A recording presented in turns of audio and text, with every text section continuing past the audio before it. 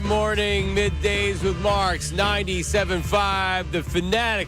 On the radio, on the Fanatic app, good morning. On YouTube, good morning.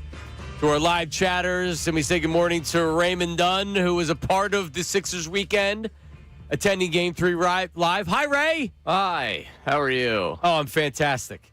Good morning, Sean Brace. Did you see that elbow thrown by Wemby yesterday? Good grief. Yeah, he got tossed for a reason. Yeah. It was bad. That was a serious elbow. Sure was. But, I mean, Sean, you said it a few months ago now with the Sixers. They are contenders for the title. That's your team, your town, your Philadelphia 76ers are contenders for the East. It's as simple as that. It's as simple as that. I'm embarrassed to be a fan this morning. I am. I'm embarrassed to be a 76er fan from the Knicks fans coming down, and we'll try to figure out how that happens and why that happens, because I don't want to rip Philadelphia fans. I mean, like, I saw some people in the media, how does that happen? I saw some fans saying, how does that happen, blaming Sixers fans. I'm just embarrassed to be a fan. I'm embarrassed at where this organization is. I'm embarrassed after how many years of Joel Embiid and Daryl Morey and bringing in young players, signing Paul George to a max extension. This is where we are as a basketball city. Getting swept, not just swept by the Knicks, mauled. Losing like that on your home court. I have to watch Josh Hart and Brunson and Cat get standing ovations when they exit the game for good late in the third period because the game's that out of hand. It sounds like Madison Square Garden. Like it's embarrassing, and there's so many different things to talk about the series, from what are you going to do, who's going to run the team, is it a different coach, is it a different GM, are they different players or whatever. I know this much. You cannot, this is the point we're at right now, you cannot run this back as is. And you can't just fire the coach and say everything's okay. Like, something needs to change. Something needs to drastically change. I don't know who makes that decision. I don't know if the Sixers owner, Josh Harris, has people that are advising him. I don't know, because I don't trust the owner. I don't know what to think of the owner. I know what to think of the owner, but I don't trust him. I don't know what he's going to do. Oh, this is what I know, that if you want to have fans next season, you better do something, and you better do something to change things. Because, Sean, I can't do what we just did again next year. I can't. Yeah, I share your sentiment as far as the embarrassment. I think a lot of Sixer fans, rightfully so, would be in total agreement across the board with you. It wasn't just yesterday. I was embarrassed of how, the different playing field that the 76ers are, regardless of who's in that lineup, versus the New York Knicks. And I know the Knicks, for some, are, a championship contender, but there was no fight, in 3 out of the 4 games. You gave up 144 yesterday in a do or die. You gave up 137 back on May 4th. We don't need to pretend that this team was something different than what they were.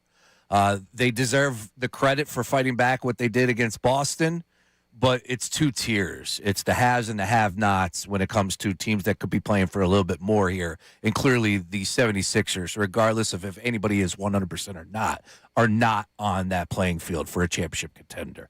So we start there. There are plenty of ways that we could take this from the embarrassment side. I just lost my mind yesterday hearing Embiid talk. I know we're going to talk about that. But just really from the Sixers standpoint, it just is. It's old. I'm exhausted, and the reason why is exactly what you saw yesterday. And of course, as I said, throughout the course of the 4 games that they played, you get embarrassed at home, swept. You were down by 40 at one point. You had Knicks fans just taking over the building. Just way too much going wrong. And to your bigger point about, hey, we're now at the moment, it's the crossroads. I'm getting a new bathroom. I told you that at my house I had to buy a toilet. So I'm getting a slight renovation. Slight. It's pretty major. You're getting a bathroom, but still, in the grand scheme of things, in demo talk, I'm not taking down the house. The walls are down. Yeah, I'm not going top to bottom. With the 76ers, you need a sledgehammer, a steamroller, a backhoe, whatever you want. This needs to be torn down from top to bottom. We're going to get to what you can do, what's potential, all that. And that conversation will be had We got plenty of time to talk about that. But I want to make myself clear from the jump. It is despicable. It was a disgrace to be a 76ers fan this past week. 4 games going up against the Knicks with the icing on the cake in Game 4. On Mother's Day. A Mother's Day massacre that we had to watch. I wish I didn't even sit on the couch to watch. You were down 20-4 in a do-or-die game. They didn't give a damn. There was one woman that was walking around the parking lot. She showed more fight than that whole team. Call them out. Tyrese Maxey, unacceptable. VJ, I don't care. He's a rookie. Joel Embiid, you want to stick up for JoJo today? I want to hear from you. I dare you. I dare you. Tear it down. Straight demolition from top to bottom. Morey, Nurse. You give me a new owner, I'm in. I know how it works. It's not as easy as that. But Morey, Nurse, Embiid, George, everybody gotta go. Gotta go. To the studs. Gotta go. Tear this damn thing down. I am out. I'm out. It's just ridiculous. Every single year, year after year after year, this is what you give us. There was no fight.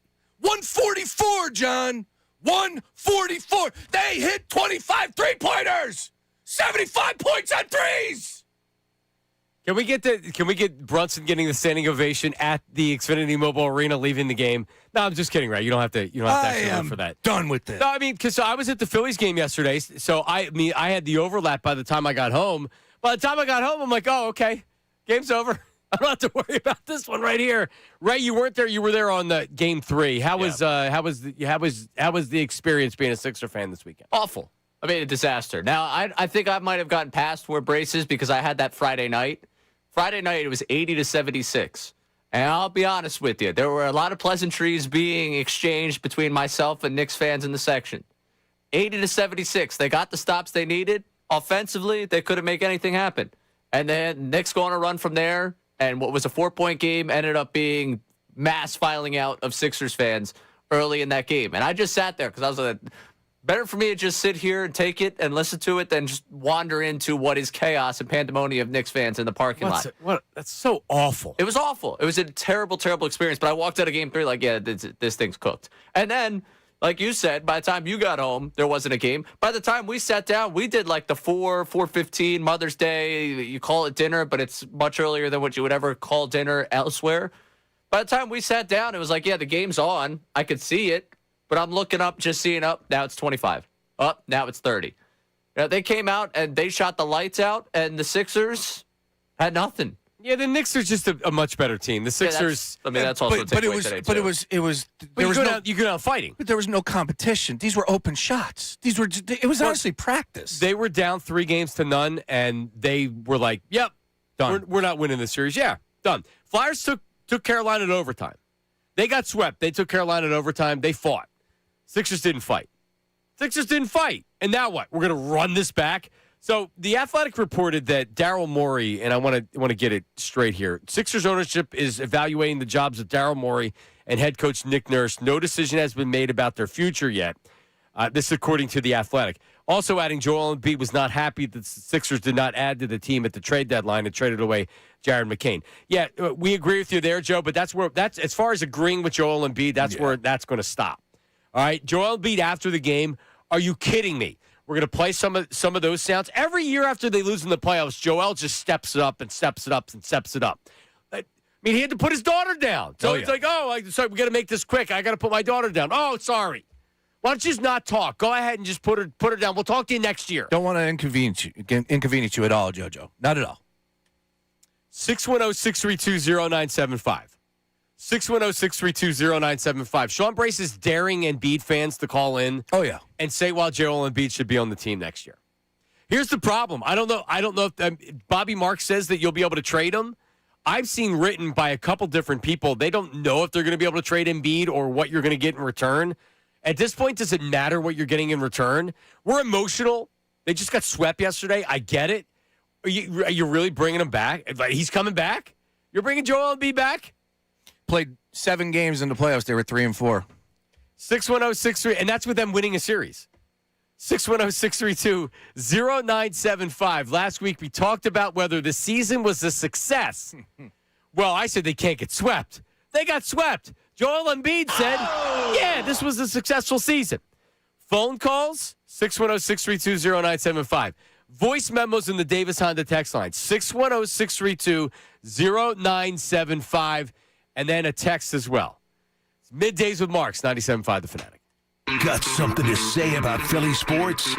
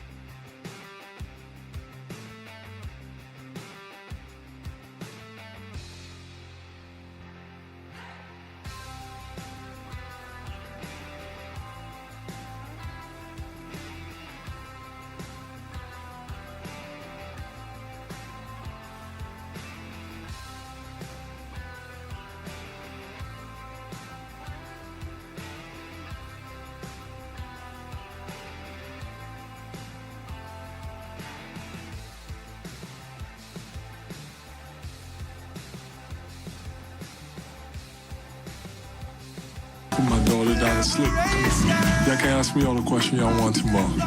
Let's go. Can you bring that down so I can play it again? It's hard to hear over the lyrics of the song, Ray. Middays with Marks, John Marks, Sean Brace, Ray Dunn.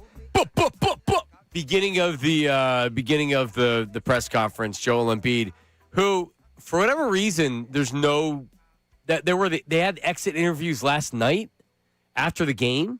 That was it. They're not going to talk again. Like, they're not coming back tomorrow or Tuesday to clean out their lockers or whatever. At least that's what I was reading. It's done on purpose. Of course. Yeah.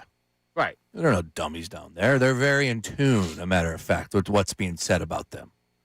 They are. That is correct. All right, so here's what Embiid, this is the beginning of the press conference. It's got to be quick. I got to put my daughter down to sleep. Y'all can ask me all the questions y'all want tomorrow. Let's go. Yeah, so he apparently didn't know. So, which is fine, but still, it's like, hey, man, listen, it's post you just got swept. Like, you may have to stay up here for 10 minutes. Sorry. Well, Like, yeah, like, don't. You're more or less telling the media, make this quick. In other words, like, I'm getting out of here soon. Yeah, that's exactly what he said. After you just got lumped 144, but giving up 144 points in a Game 4 where your arena was nothing but Knicks fans.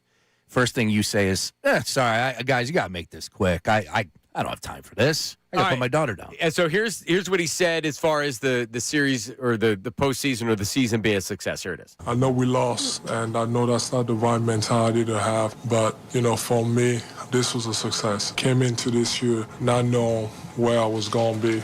how long I was going to play, if I was even going to play based on how the knee was the last few years. And, I came in just, hoping for the best. And I feel like we're in a position where we figured out the knee. Hasn't been an issue. And, if it wasn't for the oblique or like some of the other stuff that I had, it could have been different as far as, how many games I would have played. But, we came into the season thinking that, there was not much left, based on the last 2 years. And now I'm sitting here, not even worried about my knee.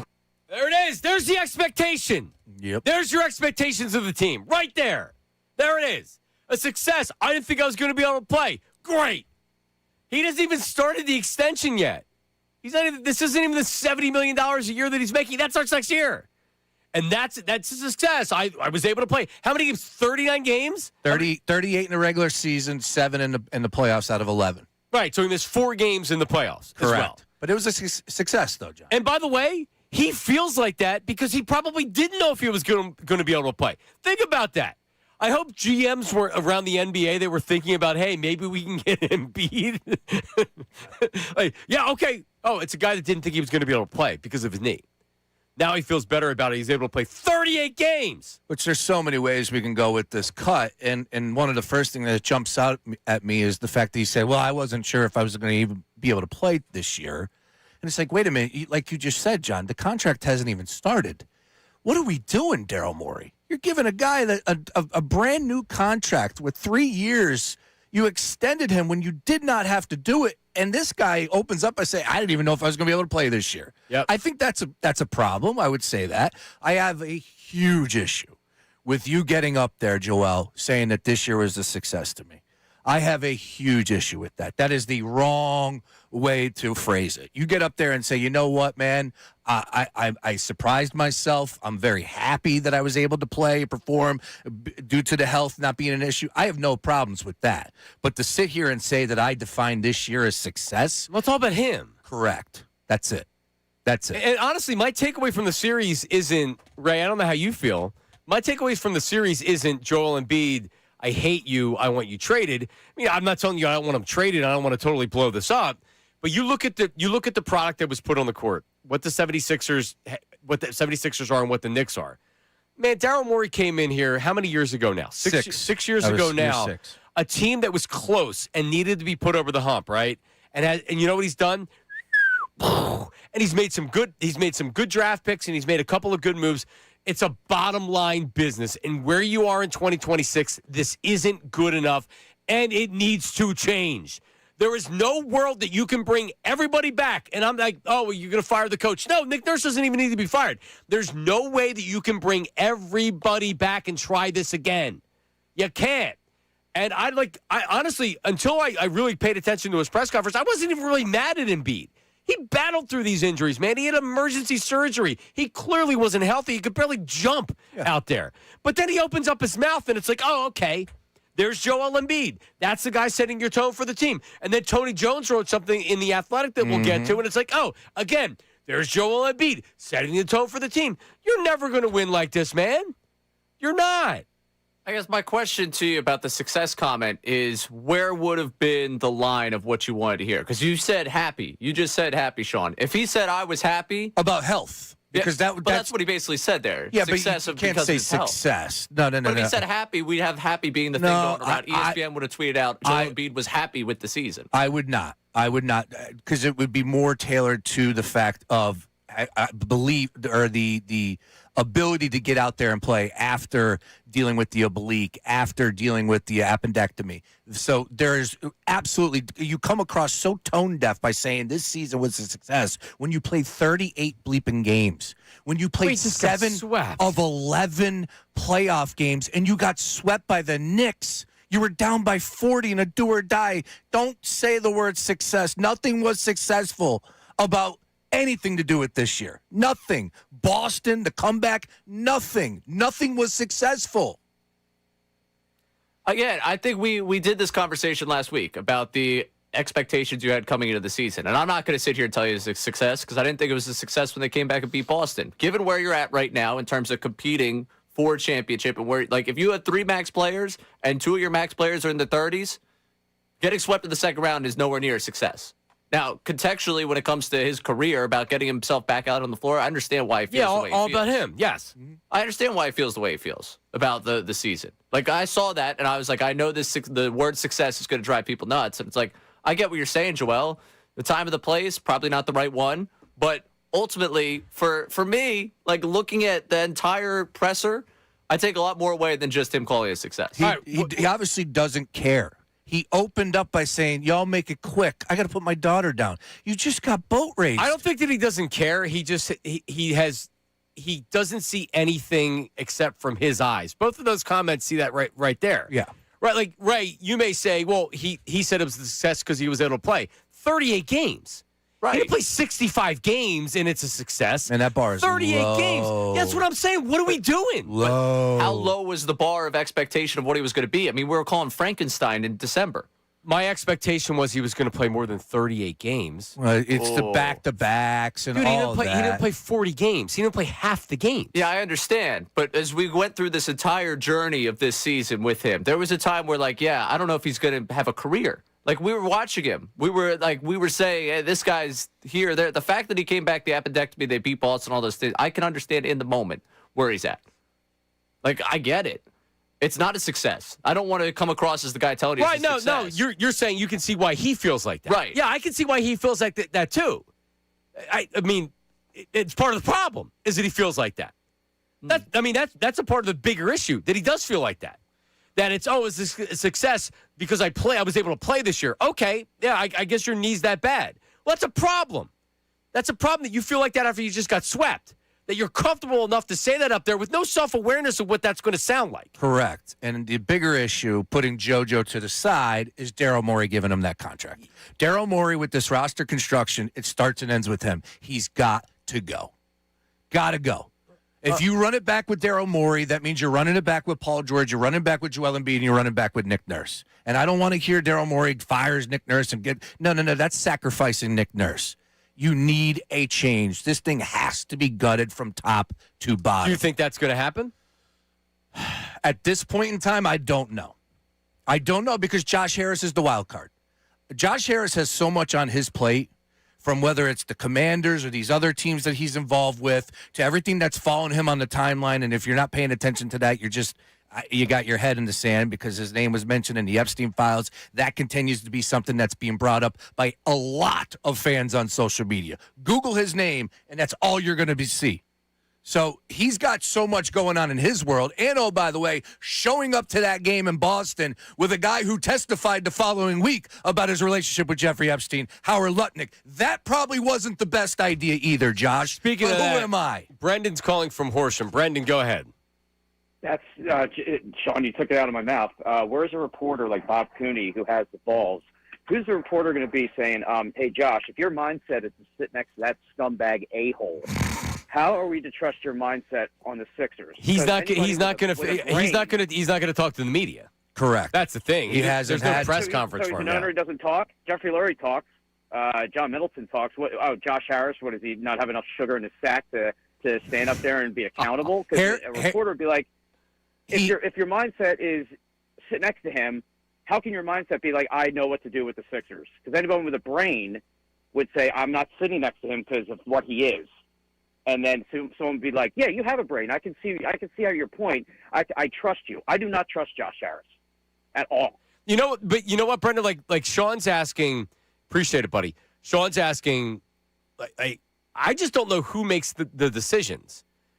Ray, who is in his inner circle that is helping make the decision on what to do with Daryl Morey? Because if Daryl Morey's the guy that's running your basketball operations, you're not going to ask Daryl Morey what you should do on Daryl Morey. Now, is Bob Myers involved in these big picture decisions? If that's the case, Morey's going to be whacked. Yeah, it has to be, right? There has to be a reason for Bob Myers to be on payroll, and it can't just be because we want to save him from television because he couldn't stand being across from Stephen A. Smith. With that being said, if they get rid of Daryl Morey, who at least if it doesn't, you don't have to report exactly how much executives and coaches make. It seems like Daryl Morey's making about $12 million a year, and he has years left on that contract.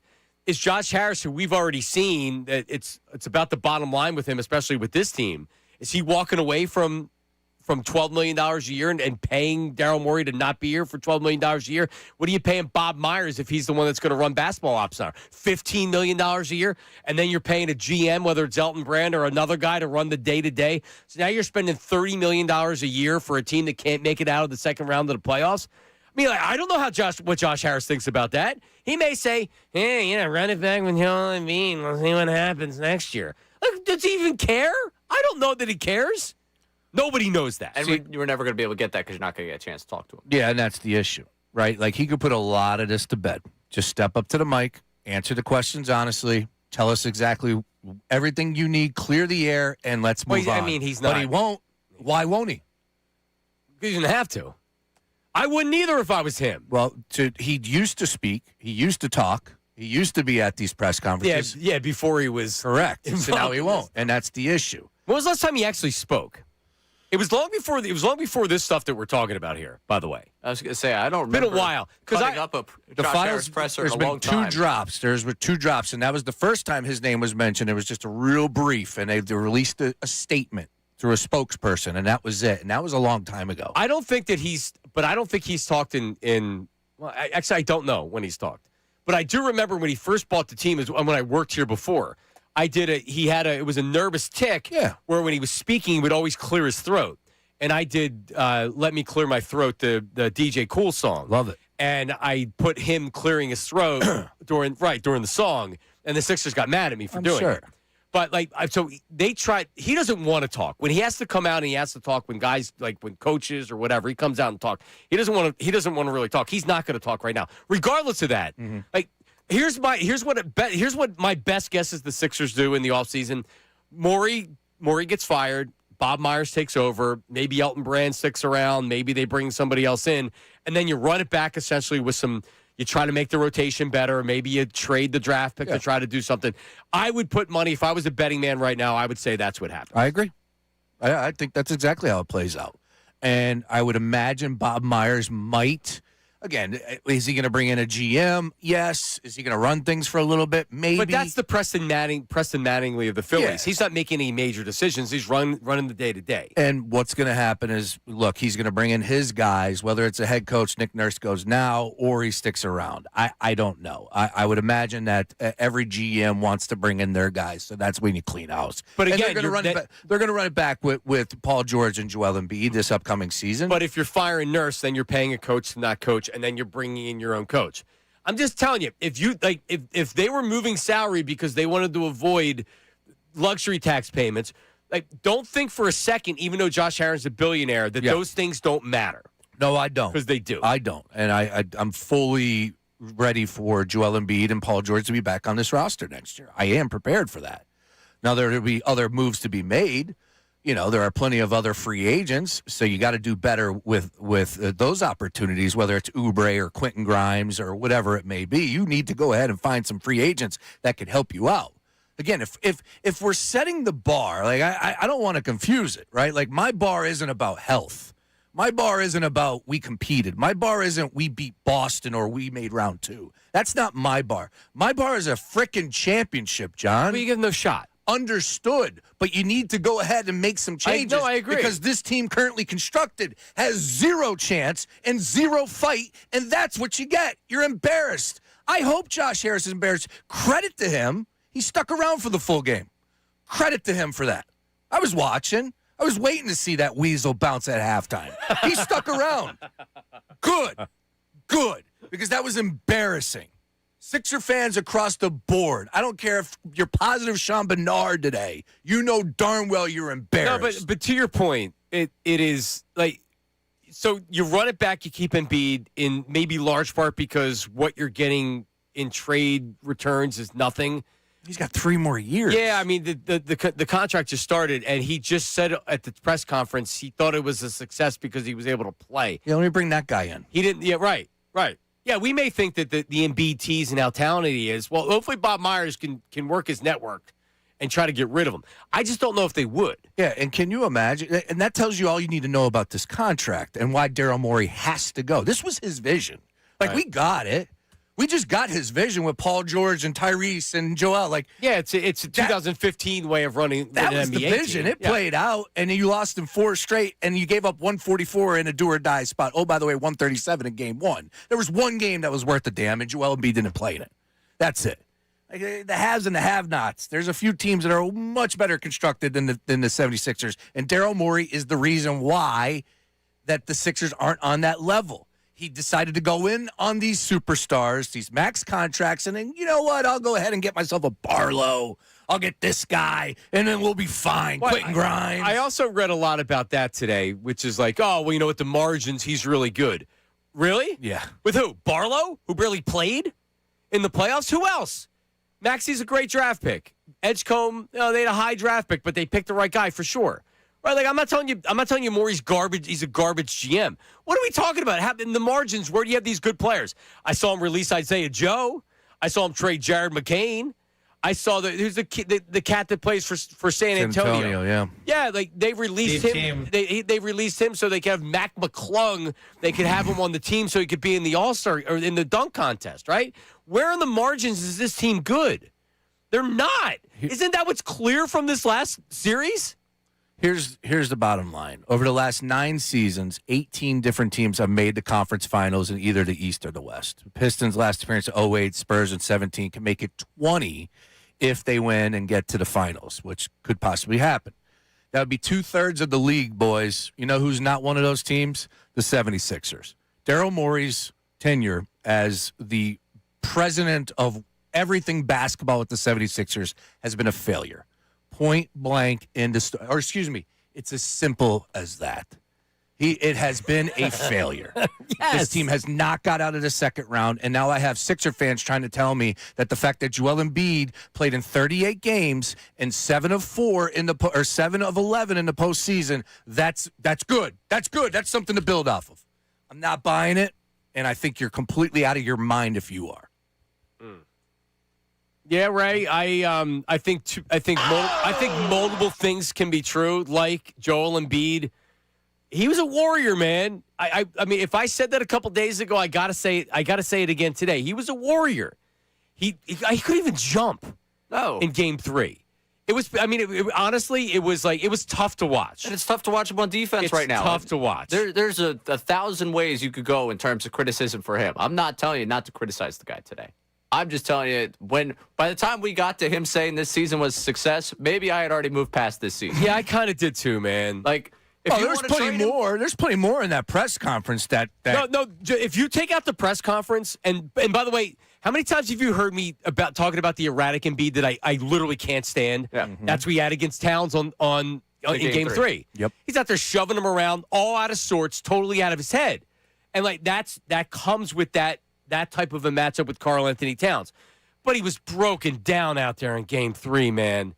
He really was. And he is a warrior for trying to fight through it. I just don't want him to do it here anymore. I need this over with. I do. I need it over with. And part of that reason is why he's probably going to end up doing it here again.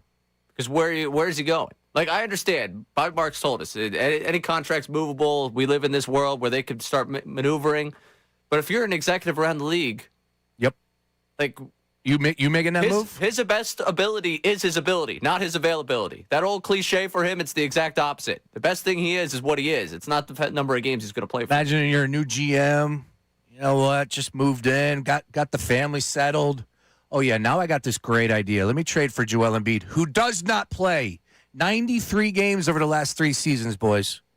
Like, what are we talking about here? The Sixers, by the way, last 2 seasons are 69 and 95. 69 wins and 95 losses the last 2 years. And yes, I'm including the year that they were horrible, but you get to include the year that they're horrible for a reason. Correct. I mean, they weren't. He's 32. He's only getting older.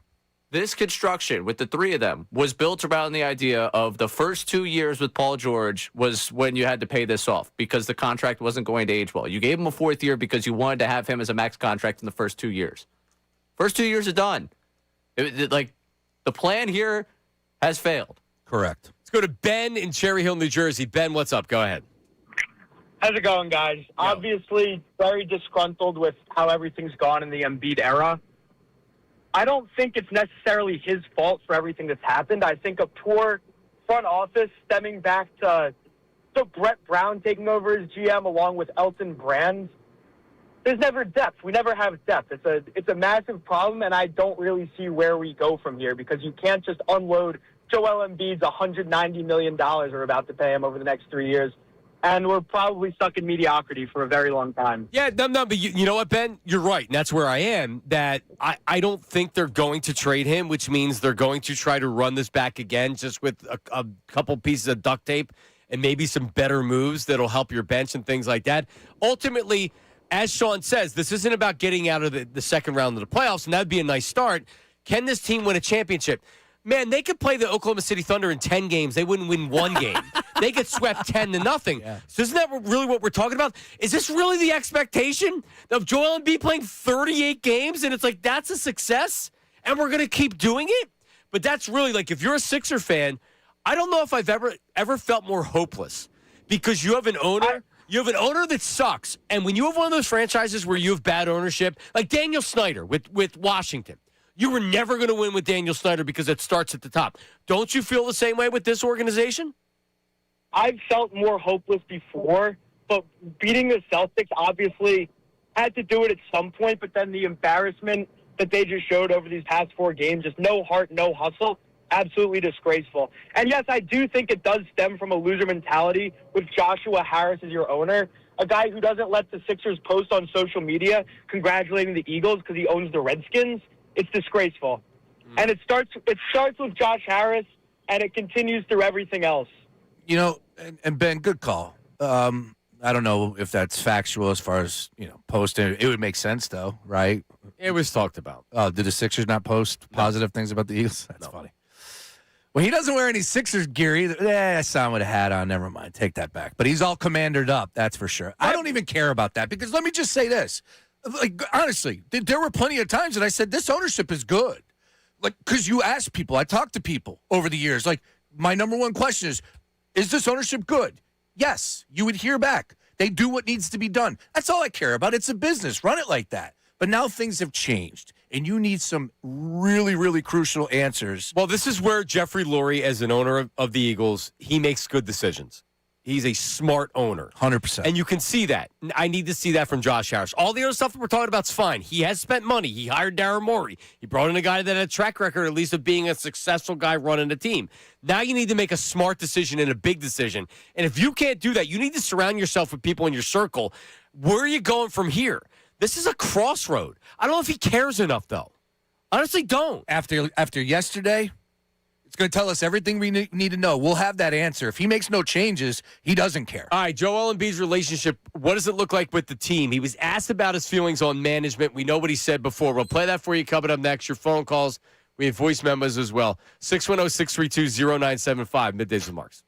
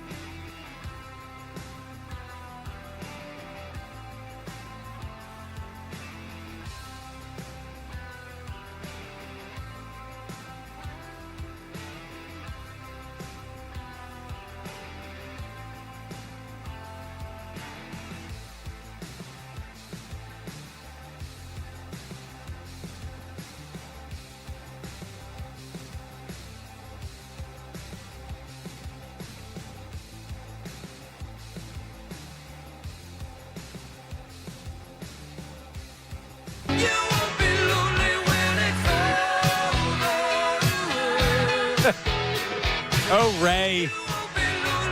Is this Foreigner? Lover Boy. Oh, wow.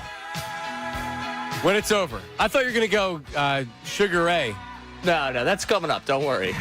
That's on your playlist? Request Monday for songs about it being over. Okay, the text line. David's on a text line. Give us your requests. Your favorite end of season, end of era songs. It's rivaling the Rossini playlist that she made for Mike Vrabel. Rossini Dad would listen to that song. Yeah, speaking of her, I want to wish all the mothers out there Happy Mother's Day. Hopefully everybody had a great one yesterday. Man, you know what?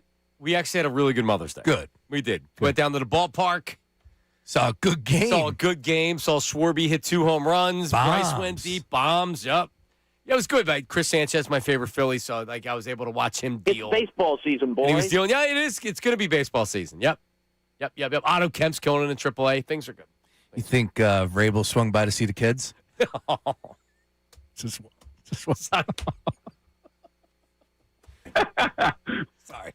Yeah, what is couldn't help myself. No, I'm just kidding. Let's move on. That's my fault. That's my fault. Did Diana have a good Mother's Day? Stay on target. Sixers. Yes. So do you have Joel on management? I mean, I'm not even arguing with Joel regarding the McCain trade. Do I really believe that he thought they had a deep Daryl Morey thought he had a deep team and they were getting great things back for him? I mean, I don't know. But I mean, it was obviously a dumb trade. It would have been nice to have Maxey in the series. We know that. All right, so here's Joel Embiid. This is post game yesterday. Here he is. I love Philly. I've been here my whole career. A lot has happened. We haven't won, but it's hard. I've been doing this for a long time. It's hard to win in this league, and everything has to happen. Everybody has to be on the same page. Everybody has to play their best basketball, at the same time. It takes a lot to win. So, I'm disappointed that once again we didn't get to reach that goal. I don't care, losing first round, second round, it doesn't matter to me. Like, if you don't accomplish, that goal. And quite frankly, New York, they were just better than us in everything. So we just got to look at each other, starting with me. All right. Well, at least he did the starting with me. That's not something he would do before. There would be a lot of play the blame game. It'd be somebody else every year. I mean, the problem is starting with me is I have to play better. That's not what this is about. This is about his availability and the rest of the roster and the construction of the roster. And then you have Paul George, who, by the way, is not going to be younger next year. No, be 37. He's going to be older next year. Actually, he just turned 36. He just turned 36. In May. That's so, right. But still, he's not getting any younger. Correct. Maxey and Edgecombe, okay. But is there any world where this team is an NBA champion? Ray? No. Right. So what are we doing? That's why it feels hopeless. Because of your answer right there. He talked after the game about getting his explosiveness back. And it's like, dude, you're 36. I get it. I'm a young man. I don't get it. But at some point, I'll get it. I understand. I watch people age. Explosiveness just doesn't return. There's no magic elixir to make that work. No. It's tough. Come on, man. When you watch these teams play, Ray, the Pistons, they get up and down the floor. The Celtics, they get up and down the floor. The Knicks, they get up and down the floor. The Cavs, they get up and down the floor. I'm not even getting to the West. I'm not even getting there. Karl-Anthony Towns is available. He shoots the three. Yep. And he's a good player. He is. I would die to have a guy like Karl-Anthony Towns here. I know Embiid's as talented as any player that we've ever seen. He played 38 games and he thought it was a success. Correct. He missed 4 games of 11 out of the playoffs. You're never going to win like that. Correct. And to your point, Joel Embiid, as talented as he is, that's not the modern day NBA. I don't even feel like I should have to explain this, but there's so many Embiid fans out there. I guess I do. This is not the modern day NBA. Patrick Ewing and Akeem Olajuwon and Shaquille O'Neal, that's not what believe me, I'd take Shaq today. But you know what I mean. Mm-hmm. That's not how you win. And if everything that you're pushing in all in and saying this is how we're going to win is on a 90s style center, an 80s style center, okay, so what are we going to do? So I just have to more or less say as a 76er fan, okay, because if you're going to try to play this out with Embiid as long as you can, then at some point his contract is valuable because that's how you can clear salary cap space. But aren't you going to want to do the same thing? That's in 3 I was years. going to say 2030. So then you have to build the team from there. Regardless, you're years away. Right now, you're maybe a first-round or a second-round team at best. If you get rid of them, you may not even make the playoffs, but at least you're building towards the future. You're moving. So I have to wait 2 years or 3 years to start building for the future? If you're a 76er fan, I'm sorry. I don't know how you think that's okay. That sucks. It's not. And the Sixers have that new arena coming, so I'm sure that's in the back of their mind. Like, hey, we just got to get everything going for then. For 6 years? Yeah. Oh, my God. Yeah. Yes, okay. You're gonna have not a lot left in the franchise, and then everybody's going to have to come back. Period. Let's go to Slick Rick. Slick Rick in West Philly. What's up, Slick? Hey, good morning. Hey. Enjoy the show. I just had like a couple things that I was listening to you, and again, this isn't a contradiction. It's just like another perspective on the whole situation. Starting with the owner, like first of all, I'm an OG, all right, and I'm not the guy like, oh, get off my lawn. But I bet heavy on the Sixers, and I lost a lot of money. So it's not like I'm just a regular unhappy fan. It's all right. I pay money. I go down there to games, and I'm very disappointed with the effort that was put out. Now, that starts with the coach. Before we even get to the owner, the general manager, that starts with the coach. I'm extremely unhappy with Nick Nurse. When they hired him, I was happy. I'm unhappy. The only way I can see Nick Nurse staying here, and it's most likely not going to happen, is Kawhi Leonard comes here and he coaches him. Otherwise, Nick Nurse has got to go. I'm sorry about the passing of his brother, so on and so forth. I think he's a good coach, but this situation just isn't for him. Now, you guys were talking about old school basketball. Denver won just a few years ago with the Joker. Now, the Joker's a different style player, but he's slower than Embiid. So we can run and we can be successful with Embiid playing the way he is. How many games does the Joker play? Yeah. For the most part, he's healthy. But that's my point. Like, we knew when we picked him what the deal was.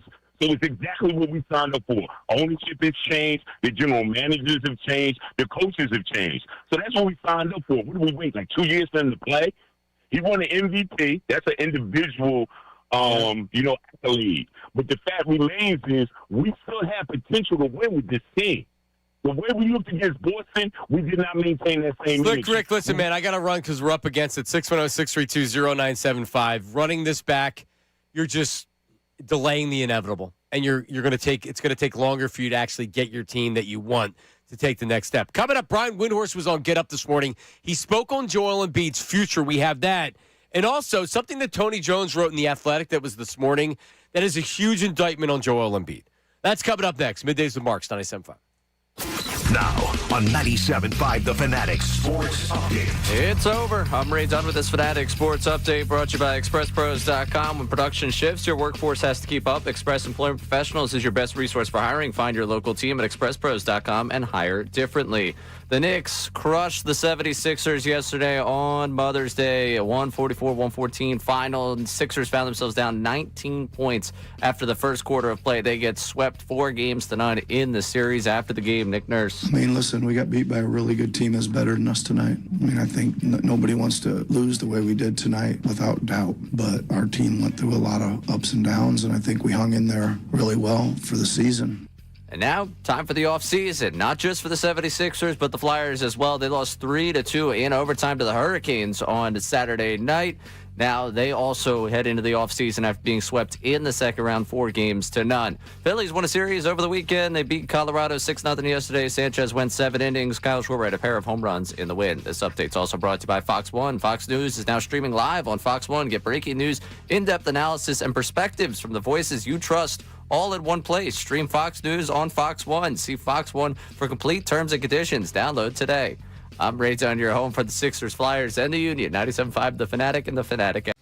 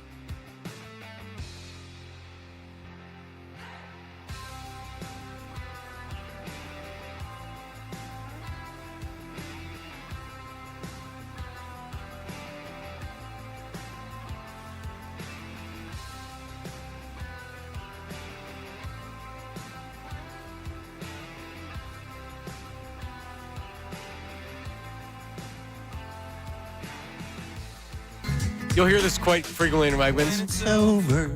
Or another Sugar Ray hit. They had some hits. Sugar Ray. What's your go-to? Fly? Yeah, it's got to be Fly. They had 3 hits. But the Fly, there's 2 versions. There's the one with his name was Super Cat, or he was a reggae singer. There you go. But on one of the stations, I believe it was a greater media station, they wouldn't play that version because their whole thing was no rap. We play all the hits, but no rap. Gotcha. Rap bad. So they would play the Sugar Ray, but they wouldn't play that version. Every morning. Super Cat was his name. Every morning.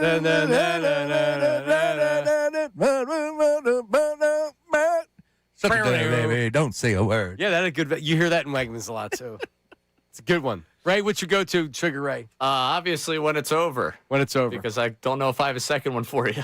Right. Well, I mean, it's before you were born. Right. Sugar Ray was a 97, one-hit wonder. Yeah, 98. We're talking about Frosted Tips. Take me back. You had Frosted Tips, right? I did. You and Pat Gallen. Definitely had Frosted. CBS 3. Yeah. I just went full blonde. Full like Eminem style or Yep. Beastie Boys? Okay. Yep. I dig it. Before Eminem, though. Sure. Well, right around the same time. It wasn't because of Eminem, because I wasn't a big Eminem fan. But anyway. All right, there you go.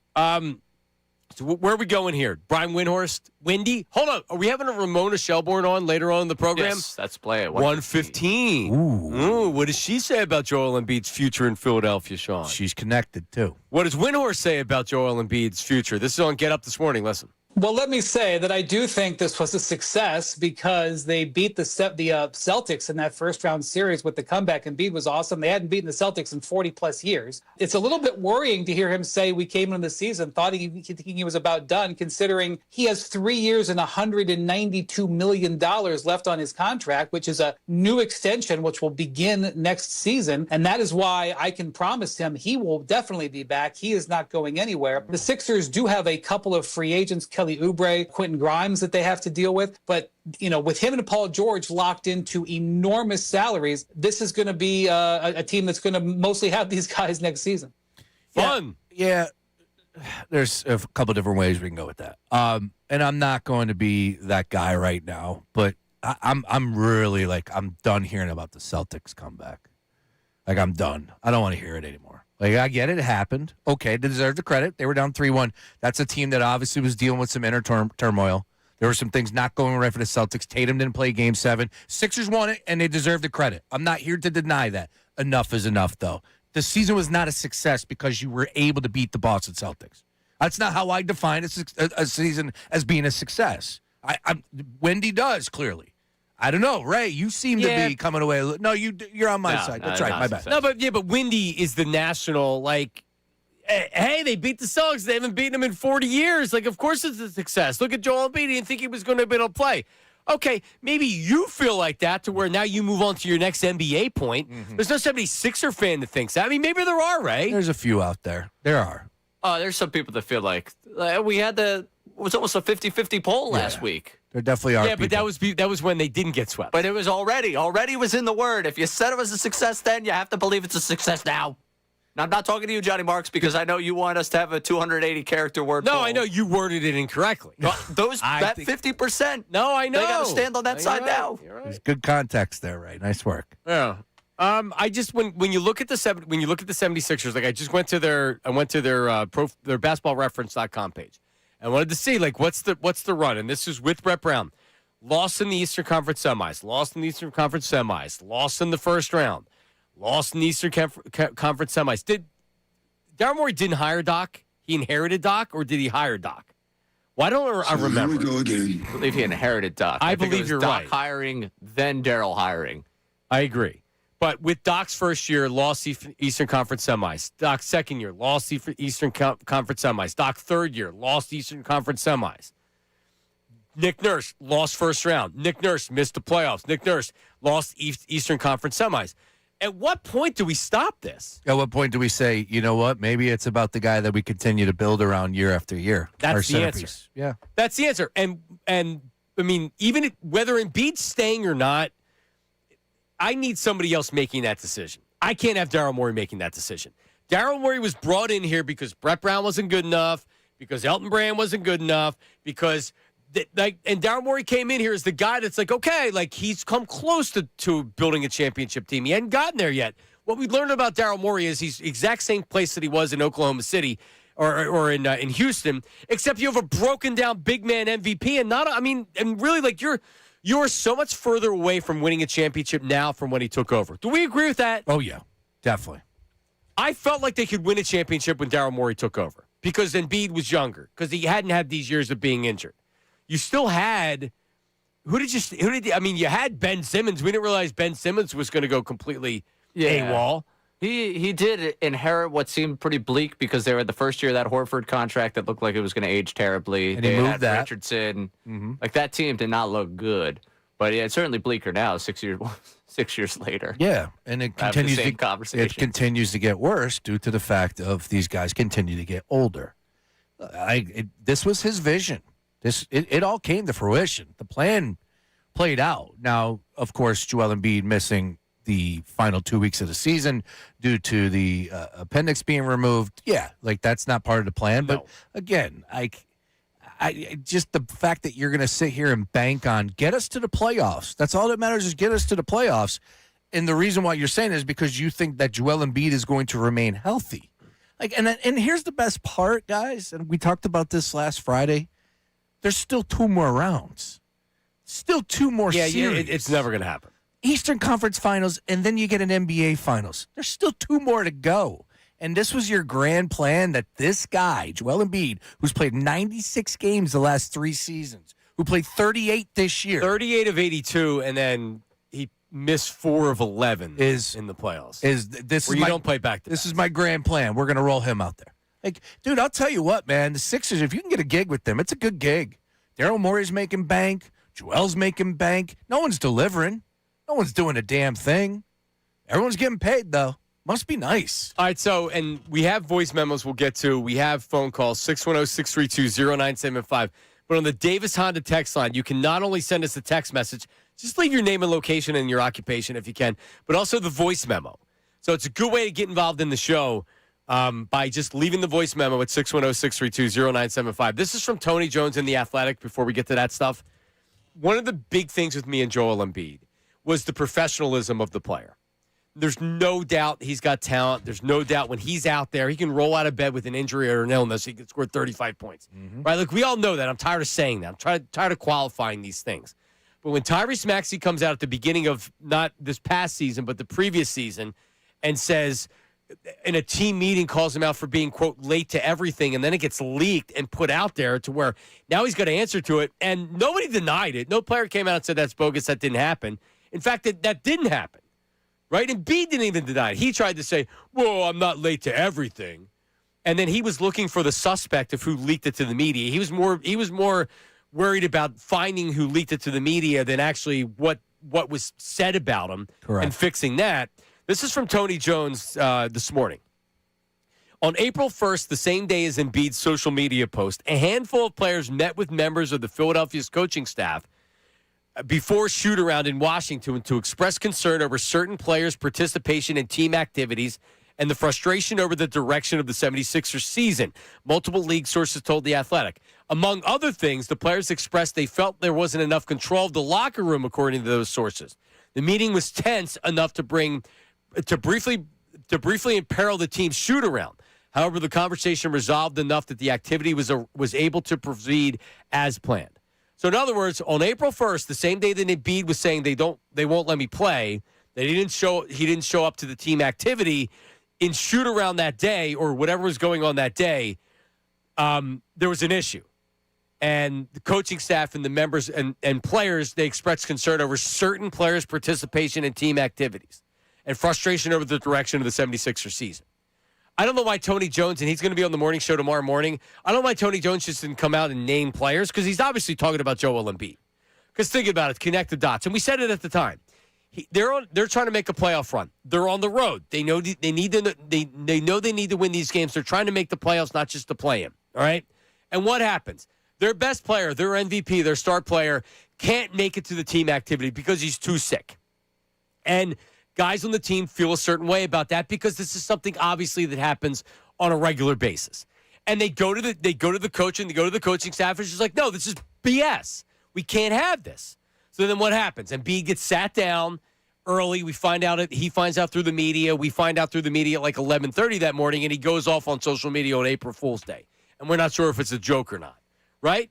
You will never win in sports, not even in the NBA. You will never win in sports when your best player, when your team MVP, when the league MVP is setting the example of, oh, I can't make it because I'm not feeling well. And it's a regular thing that happens over the course of many years. It happened last year enough to where Maxey had to call him out. It's obviously continuing to happen. You will never win in sports when you have behavior like this. Period. End of sentence. So if you bring them back, this stuff's going to continue to happen. And you know what happens, Sean? Even though Embiid's great, even though the guys, I'm sure, like Embiid, it creates not even division in the locker room. They resent him. They're talking behind their back. If they're pissed and they're arguing and yelling at the coaches and it creates some type of disturbance in practice, it's obviously an ongoing issue. I don't know if there's other people on the team that are doing the same things. I don't know who else would be doing it. Is Paul George doing these same type of things? I don't know. You can't have this. And I want to know Tony Jones. When Tony Jones goes on with the guys tomorrow morning, say if it's Joel Embiid. If you're going to report this, then say who it is, because you're just beating around the bush. Say it's Embiid. Yeah, it's a good report. Obviously, say it's Embiid. I'm with you on that one. But, it's more of the same. And that's why I say to the people out there, it's like, yeah, Joel Embiid brought up the fact of like, I don't know if I'm going to be here next year. He threw that in there as a caveat. If you listen to the full press conference, you'll know exactly why he said his name. There was nothing more than that. He is so comfortable here, man. He ain't going nowhere. He didn't sound like a guy that didn't think he was going to be here. He is so comfortable. Why would he want to leave? He's getting paid unbelievable amounts of money. And you know what?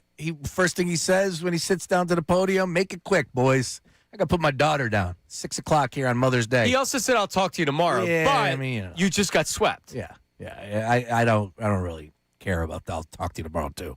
Like, just sit down, take your medicine. Right. You gave up 144 in a gutless display, and your arena got taken over by by Knicks fans. There is a lot of issues right now. Last thing I want to hear about is you putting your daughter down for bed. Sorry. Step up to the podium. We have Sean Rodman back there today in for Negative Nate. And if you took his comments after every playoff series loss, oh man, you got a best of. PJ Tucker, the 1 year after the loss to the Heat, they need to get tougher. Yeah. Not I need to get tougher. We need to get tougher, and pointed to PJ Tucker, the guy just beat you. So in other words, my teammates aren't tough enough. We need to get tougher. No, you need to get tougher. Dude, he's a warrior. He came back from surgery after a couple of weeks. We know he's got bad knees and everything else. Like I really I don't even want to put the bullseye on Joel Embiid because I'm mad at him. Then I read the Tony Jones stuff and I start to get mad again. Correct. This is what the player is. You're not dealing with that part of it, and he plays 75 games a year. You're dealing with that, and he plays 38 games a year, and it's always an excuse for him not to do anything else. And the sneezing and the sneezing and the sneezing, right? Yeah, I get where you guys are coming from with this whole thing. I guess the bigger alternative here, to me, is where does this go? Like, you can be mad at Joel Embiid all you want, and like you can listen to that presser and be mad yesterday. I listened to that presser and I was like, oh well, at least he's got the wherewithal now where he's doing the "it's on me" thing. Because he did that a number of times throughout that presser yesterday. He did the "it's on me." He did the, you could get a best hits of what it is, but this is what it is. This is what the experience has been. And ultimately, it's like, all right, if you want to get off of that contract, you want to move on from Joel Embiid, how? Well, we got time. I mean, I can't give you that answer. Well, Season's not over just yet. You know darn well. We brought up the Horford contract. That was a disaster that I never thought was getting moved. And it got moved. You attached a first-round pick to that to a tanking team, right? I understand. There's going to be having to move some pieces. Look, I'm fully expecting Joel Embiid to be back. Like, I don't think Joel Embiid's going anywhere. I would trade him. I would move heaven and earth to just start fresh some way, somehow around Maxey and of course, Edgecombe next year. That's where I would put all of my eggs. However, I'm not the general manager, so I can't tell you that I'm going to give you this draft pick or go get that player. I continue to say this. There's life after Joel Embiid. There is. No, and right, to answer your question, I mean, it's not a matter of when you whether you can trade him. You can trade him. It's a matter of what are you okay with getting back, if anything, or what are you attaching? I mean, we've and like this is the nature of the conversation the day after you get eliminated, and the day after he's the franchise player. When he speaks, we're going to listen to him way more than we're going to care what Kelly Oubre had to say about what happened yesterday. But like to me, the where we go from here is Embiid's going to be here. Correct. Like, we can try and work all these different ways of him, like what the future looks like without him. We just went through an hour and a half of what his shortcomings are. The entire league knows that. The entire league isn't reading Tony Jones saying, hey, I wonder who certain players are. Yeah. They're like, yeah, okay, that's the Joel Embiid experience. There's no secret to any team that trades for him that you're trading for a $60 million guy who's played 50% of the games this season, and you're going to have that conversation. I don't know how you get through, like, you're at a point where he's 32. It's not about a young player maturing. Yeah. Like you've said, this is who he is. Your point is he's not getting traded. Right. I think we're on agreement. Like, he's not. It's going to be really difficult for them to move him this upcoming offseason. However, I don't care. Morey's got to go. Bring somebody in with a vision and at least allow them to assess the situation. The Horford trade, which it's difficult to – I don't remember what he had left on that contract, but he was also healthy. It was just a number. And he actually – 3 years and big numbers. He was better because they brought him into play with Embiid, which he couldn't do. Right. And then it's like, okay, he's going to be the backup center. And then you know how we are. And like Horford's not really like a Philly guy and his sister and everything else. Yeah. But you got Danny Green back. You gave up a future first-round draft pick. They're actually going to cash in this year, the 76ers first-round draft pick last year because they were able to save it last year. A second-round draft pick, but you got Danny Green back. And I'm not trying to go overboard with Danny Green. Would you like to have Danny Green in 2020 this past year? Hell yeah. Well, and that goes to, like, when we talk about them losing yesterday, the bigger picture of this whole thing is this team is not good enough. We know that. Correct. Like, and how you build this thing going forward, a lot of it depends on, some of these big salaries. But, it kind of feels like I'm just watching a glacier melt at this point. Like, it's just a nice, slow melt to the end of this era because the team's not good enough. I don't know where you go directionally to make that team good enough. Man, and you can't do that to Maxine Edgecombe. You can't. You can't have a slow melt. You're right. That's what it feels like is going to happen. We're just going to, like, every offseason is going to be like, okay, can you trade Embiid now? You can't trade him because he's even more hurt than he was. I love Maxi and VJ, but like we want to go big picture here. Wins, losses when Embiid plays, and Embiid wasn't at his best all season long. They were 27-18 with him this year. If you include the postseason, they were 19-26 without him. Nobody's saying that they're good enough without him. Right, but we're saying it's time to start on the future. Yeah, and I understand starting on the future, but starting on the future with them, like. I don't know where, like, are you going to be able to drop fully into a position where you actually land that franchise player with them? No, there's nothing that can happen that's good. Yeah, right? That's kind of where I'm at. It's purgatory. It's purgatory. Yeah. And again, I don't think we're not giving those answers today. That's the issue. Like, I have no idea what's going to take place this offseason, who's available, what's going to happen, right? Like, it's the NBA. It's completely unpredictable. I don't know. Maybe Joel Embiid, maybe there is a general manager that's dumb enough that will take on that contract. I don't know. Bobby Marks said it, right? Like, what are you attaching to it? I'm with you, Ray. So you're going to have to give up something to remove Joel Embiid. I don't know if a new general manager is going to come in here and make that move. However, I don't care. They need to start new. But this isn't working. No, agree. But also, Al Horford wasn't a MVP, a former MVP. Al Horford was a decent role player, sometimes starter if he needed it to be, and wasn't a problem off the court. And he could play the modern NBA center position. All right, so like, you're gonna have to attach a first-round draft pick to get rid of Joel Embiid. But you know what? If you can, good, do it. Right? Because you're in purgatory. I'd rather start the purgatory sentence now than in 2 years. I need players that are available. I need players that can play. I need a team that can roll out there night and day, and let's go. If you attach that first round pick to him, and you're bad. Correct. What? You'll be bad. Like, you're not getting that pick. That's what I'm saying. Like, what pick are we attaching to him that allows this team then to drop and get the talent? You're just going to be bad for the sake of being bad. This year's pick? I don't know. Dude, I don't know. 22 and Embiid to someone? I don't know. I don't know. That's why you need somebody other than Daryl Morey coming in with a clear head. Because you know what Daryl Morey's going to do? He's going to run it back. Going to run it back with duct tape. Yeah, they're going to trade 22 for some role player, for sure. Right. because he knows that he needs to win. I think the most likely scenario that happens is Daryl Morey gets fired, Bob Myers takes over, whether he keeps Alton Brand or not, and then that's that. And if you find a way to get crafty and get off the Embiid contract, I'm not telling you that's a mistake to get off that contract. I'm just telling you that's where I think we're at. Well, so I also want to add to the conversation. We have some voice memos and some texts. We have some phone calls. Karate Mark's on the line as well. 610-632-0975. But I want to add the fan aspect to this. If you're down at any of the games, or someone can explain to me why there's so many tickets available in the secondary market, how does that happen? Why is that like a home game? What was the percentage of fans there yesterday from New York or Knicks fans?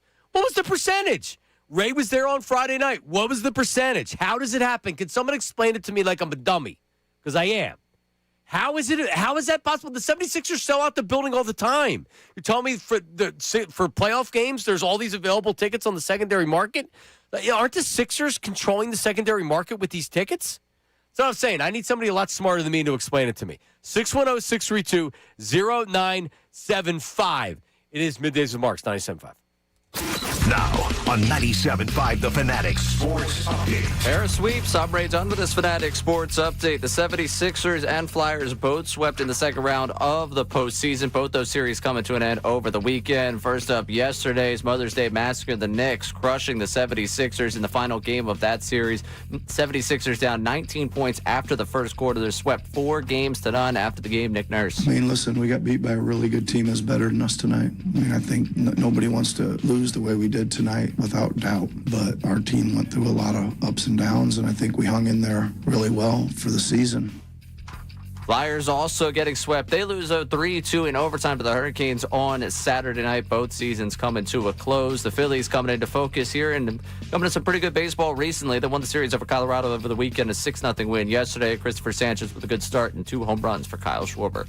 This update is brought to you by Wendy's new Biggie Deals. Choose one of the Wendy's new Biggie Deals for a pretty biggie deal. Got to be Wendy's. U.S. price participation may vary. I'm Ray Dunn, your home for the Sixers, Flyers, and the Union. 97.5 The Fanatic and the Fanatic app.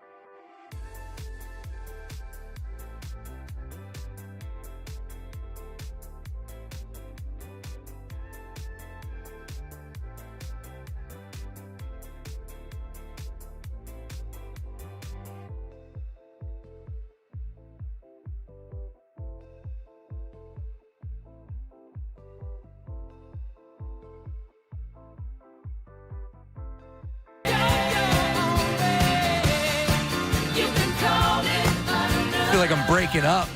Yeah. That's what we're doing right now. No, we're not. Because we're not going to go our own way.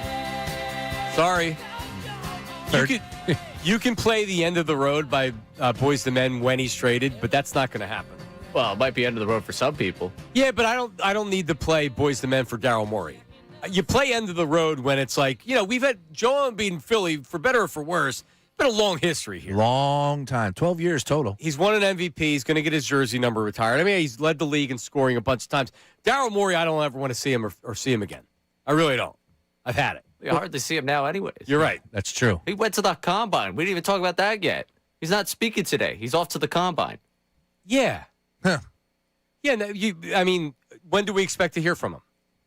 We have to. When we're already over it and we're like not mad anymore, and then he's going to come out and be like, all out of breath. I think we had a successful season. That comeback against Boston. I was going to say, we're going to get mad again. He will not say that, but he will. I mean, honestly, if he's going to get fired, why would you have a press conference now? Wait and see if you still have your job. That's when you speak. So what, did he take the free trip to the combine? Yeah.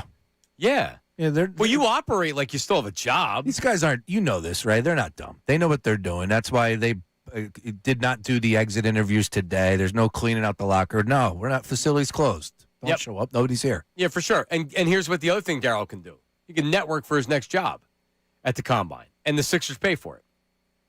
How many more years does he have on his contract? Because Morey seems like a guy to me that wouldn't rush out to find his next job, would wait a year or two and collect, and then wait for a good situation. Hey, he can get another job in the league. I still think he's looked at as being a decent GM. It might be something new for him. I don't know. Maybe he's done with basketball. He's one of those dudes.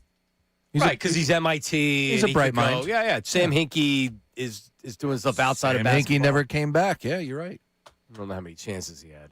But anyway. All right, so Philly Mike has the explanation about the secondary market and selling tickets. Philly Mike and Conchi. What's up, Philly Mike?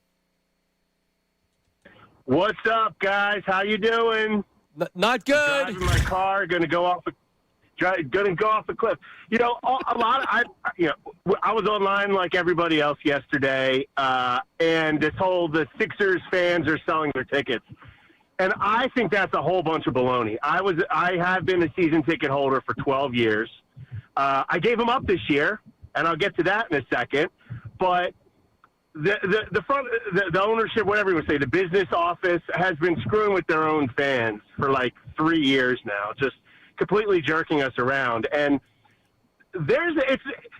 when anyone says that the fans sold their tickets, that's an assumption that like the entire lower bowl is full of season ticket members. Right. And there are plenty of standard tickets for any game this year available there. I mean, the Phillies lower bowl isn't sold out with season ticket members. Right. So, I don't know if it's 50% or 40% or 60%, but half of whatever the season ticket members are, half of them are brokers. They're selling every game all the time. So is it that, or because hang on, Philly Mike, is it a combination of that? Because I also know that they do the dynamic pricing and they sell it like on Ticketmaster.com. And when you think StubHub or you think Game Time, you're thinking Sean has tickets, he can't go to the game, so he's going to sell them, and that way you can buy them. But the Sixers actually pull the strings. They make more money by selling them on these other markets because they're not going right through. Like, you're not paying face value. You're paying based on what the market is and the demand is. So that's what I'm saying. Like, because what it does is Josh Hart's like, oh, I thought more Phillies fans. I thought it was a Philly sports town. These aren't all Sixers fans selling their tickets to Knicks fans. That's not the way it works. It's exactly right. I'll tell you this. This is first off. Last year, the Sixers lowballed their season ticket members when they were, when the tank was on and they were losing all those games. I'm paying $135 a ticket for my seats. Okay. And last year, I saw standard tickets. Now, that's dynamic pricing or whatever you want to say. For my same seats, same sections, roughly, for $75 a ticket. Huh. Now, the team is undercutting their base. So most people that I know cut bait last year. They're like, screw it. I'll go to the same amount of games. I'll just pay half price because this is BS. Wow. And then this year, so, I mean, like, that's what people did. Like, why would I pay... in my real life, I'm a financial planner. Why am I paying $135 for a market price of $70? And you can't pick. I mean, Yeah, why and you am I can doing pick. that? You can That's pick. dumb. You can pick when you want to go. The other way, you can pick whatever games you want to go to whenever you want to go to. Oh, makes sense. All right, Right. And then this year, what they did for us. So we after the trade deadline, we're like, this team's not a serious team. You know, they're purposely made themselves bad. They don't care to win. The Boston series will live on forever. Mm-hmm. But honestly, I mean, you know, you don't upgrade your team. You get rid of a young cost control guy who's thriving now. You know, like they're just not a serious team. They're not serious about winning. No, so you're right. Why am I going to pay double the price for this? Dude, right? you could, Mike. This year, what? Go ahead, real fast. Go ahead. Yeah, this is what they did. They told us for us to buy just the one playing game, we had to pay for 2 playing games, 4 round 1 home games, and 4 round 2 home games, $4,900 just to buy. We said, yeah, well, that's ridiculous. Keep in mind, they're a 7 seed. It's impossible for them to have 4 round 1 home games and 4 round 2 home games. I got you, Mike. Listen, we got to run. This is the year where you're going to get I'm not renewing my season tickets. Oh, yeah. Or I'm not doing this anymore. Because not only the price of it, it's also your time. Gas costs you double to fill up your gas tank right now. So it's not just the actual, hey, the price is $100 a ticket. It's parking. It's food. It's your time. That's your night. You're not getting home until late. Then you're tired the next day. You got to leave work early. It takes forever to get down there. Traffic and everything else. And, who wants to do that for a team that's this? Do you imagine paying big bucks to see yesterday's game, Sean, if you're a Sixer fan? No. And it pained me because that was a game that obviously was on my radar. And I know it was Mother's Day, but come on, man. It's a game 4 as we're looking at the schedule. And I'm like, we only have 3 home games out of a 7-game series. I looked at that Sunday going, man, if it wasn't Mother's Day, I'd like to go. Well, I'm glad it was on Mother's Day because I had no chance of going. And I'm glad I was not there. Saved you. Embarrassing. Ray saved you, too. I'm sure you would have been in the same position. Yeah, I wanted to spend Mother's Day with my mom, and that worked out for me. I mean, that was just – and it's almost like the fans don't want to pay for the ticket because they know the product they're paying for. It's why I can't really come back at the fans here and come back at – Knicks fans are going to get those tickets because, especially after those first 2 games in New York, they come down here thinking they might see a clinch on Sunday. They're buying those tickets up because it's all right, they're up 2 games to none, and Embiid's been banged up. What's to tell them that they're not going to see the clinch? Game 3 Friday night. What do you think the split was as far as Knicks fans? Because trust me, the Knicks you're gonna think there's more Knicks fans that are actually there, just because if they're screaming and yelling, they're really loud. Yeah, like when Eagles fans travel, half of the stadium's not Eagles fans. It just sounds like it felt like it. Felt like it was a 50-50. So what? On Friday, you thought it was 50-50? Oh, it felt that way. I felt like I was in a Knicks section. Oh my God. Yeah, during timeouts and stuff, you can really sense the vibe. You can really tell what it is. And yeah, I'm with you. I ended up on it, and you could see me coming off the escalator on a CBS Sports video because they're taking a video of all the Knicks fans leaving, and I was just in the midst of them. I wasn't amongst Sixers fans. I was walking my buddy because I was like, last thing I need is one of us say something, and it would be 20 to the 2 of us. They don't care. Why should you care? Yeah, no, I'm with you there. I would say yesterday, believe me, on the timeline, people said 75%. I would agree with that. 75% Knicks fans, sure. It's just, come on, man. Yeah, it's embarrassing, and I dare you to run it back. I dare you to run it back. I dare you, Josh Harris, to run it back. Daryl Morey's under contract for 2 more full seasons with Nick Nurse. I dare you. So if he's making 12, and I was just in the process of trying to Nick Nurse making 5, maybe that seemed something like that. All right, that's 10 and that's 24, $34 million. That by firing the coach and the GM, Josh Harris has to light on fire and say, "Here's $34 million." As a billionaire, like George Steinbrenner would be like, "Whatever." This guy's not George Steinbrenner. No. $34 million, he's like, now let's not fire him, right? And that's the worry, is that he's the guy making the decision. This really now is about the owner of the team. We can bitch about Joel Embiid and Nick Nurse and Daryl Morey. This is about the owner of the team. Coming up, Tyrese Maxey talked about all the Knicks fans in the building. We'll have that for you, your phone calls. Don't go anywhere. All right, so I would love to be able to talking about betting on pro basketball with our team on the BetParks app, but you can't do that, right? But there's still so much stuff out there, right? And now you can actually concentrate on some of the other series, and you can do it on the BetParks app. Check this out. How about player points, assists, rebounds, and more for the basketball playoffs? Same thing with hockey. What about our baseball team in Philadelphia? That's right. Maybe you went Schwarby double home run yesterday. That pays off on the BetParx online casino and sportsbook, where there's always another way to win. And it's not just the sportsbook. It's the casino. Classic games, slots, Gold Trio Soccer is one of the big bonus spins you can get right now. Plus up to $500 bonus back in your first 24 hours. Play all your sports, play all your table games, play all your slots. There's always another way to win at BetParx. You must be 21 and in Pennsylvania, New Jersey, Michigan, or Maryland. New users only. Terms and conditions apply. See BetParx.com for details. Casino bonus must be wagered. Gambling problem. Call 1-800-GAMBLER. The Sports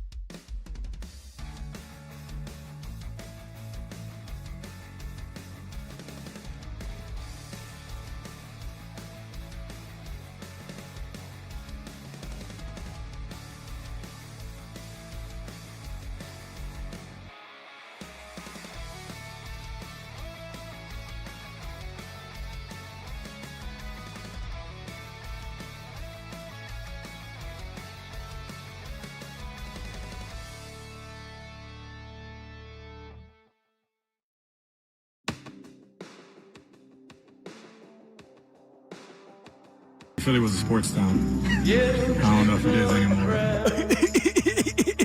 And the only thing I can do is take it. What do you want me to say? What do you want me to say? It sounded like a Knicks home game. Right? Do I believe that Philly's not a real sports town? I'm not even blaming the fans. I mean, this is on the team. You want to blame the city and the fans or whatever, then move to New York. I think this game 2, I think it was louder than game 2. I really do. It was. No, yesterday was. And thankfully, I didn't catch a lot of it because I was coming home from the Phillies game. I was at the Phillies game, and I was coming home. But I certainly heard the and poor Matt Cord has to end his Sixers career with that game. But like they Brunson, it was in the third quarter, wasn't it? I wasn't even home yet, I don't think. It was in the third quarter. And Brunson's getting taken out of the game, and like, what happens when it's like, like Jalen Brunson, like, oh, give him the big. They were giving him a standing ovation because they knew he was coming out for the game. Yeah. In Philadelphia.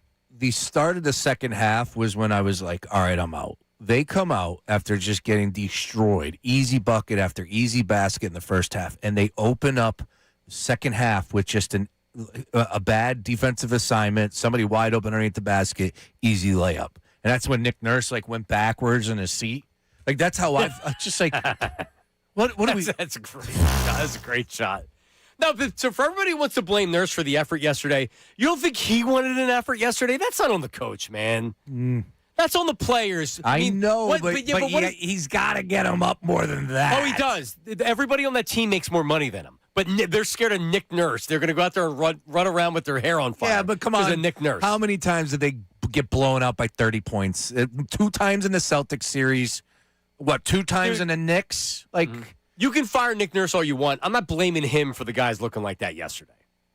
You're a professional, man. I'd side with you, but Nick Nurse absolutely is taking lumps.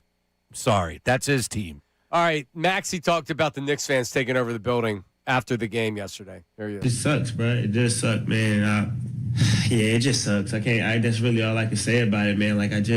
It's hard. It's definitely difficult. You know what I'm saying? And it's only one way to put a stop to it, and it's we have to go out there and win these games. Just being completely honest, we were better when we played them in the Garden this entire season. I know we lost game 2 and 1, but game 2 was better.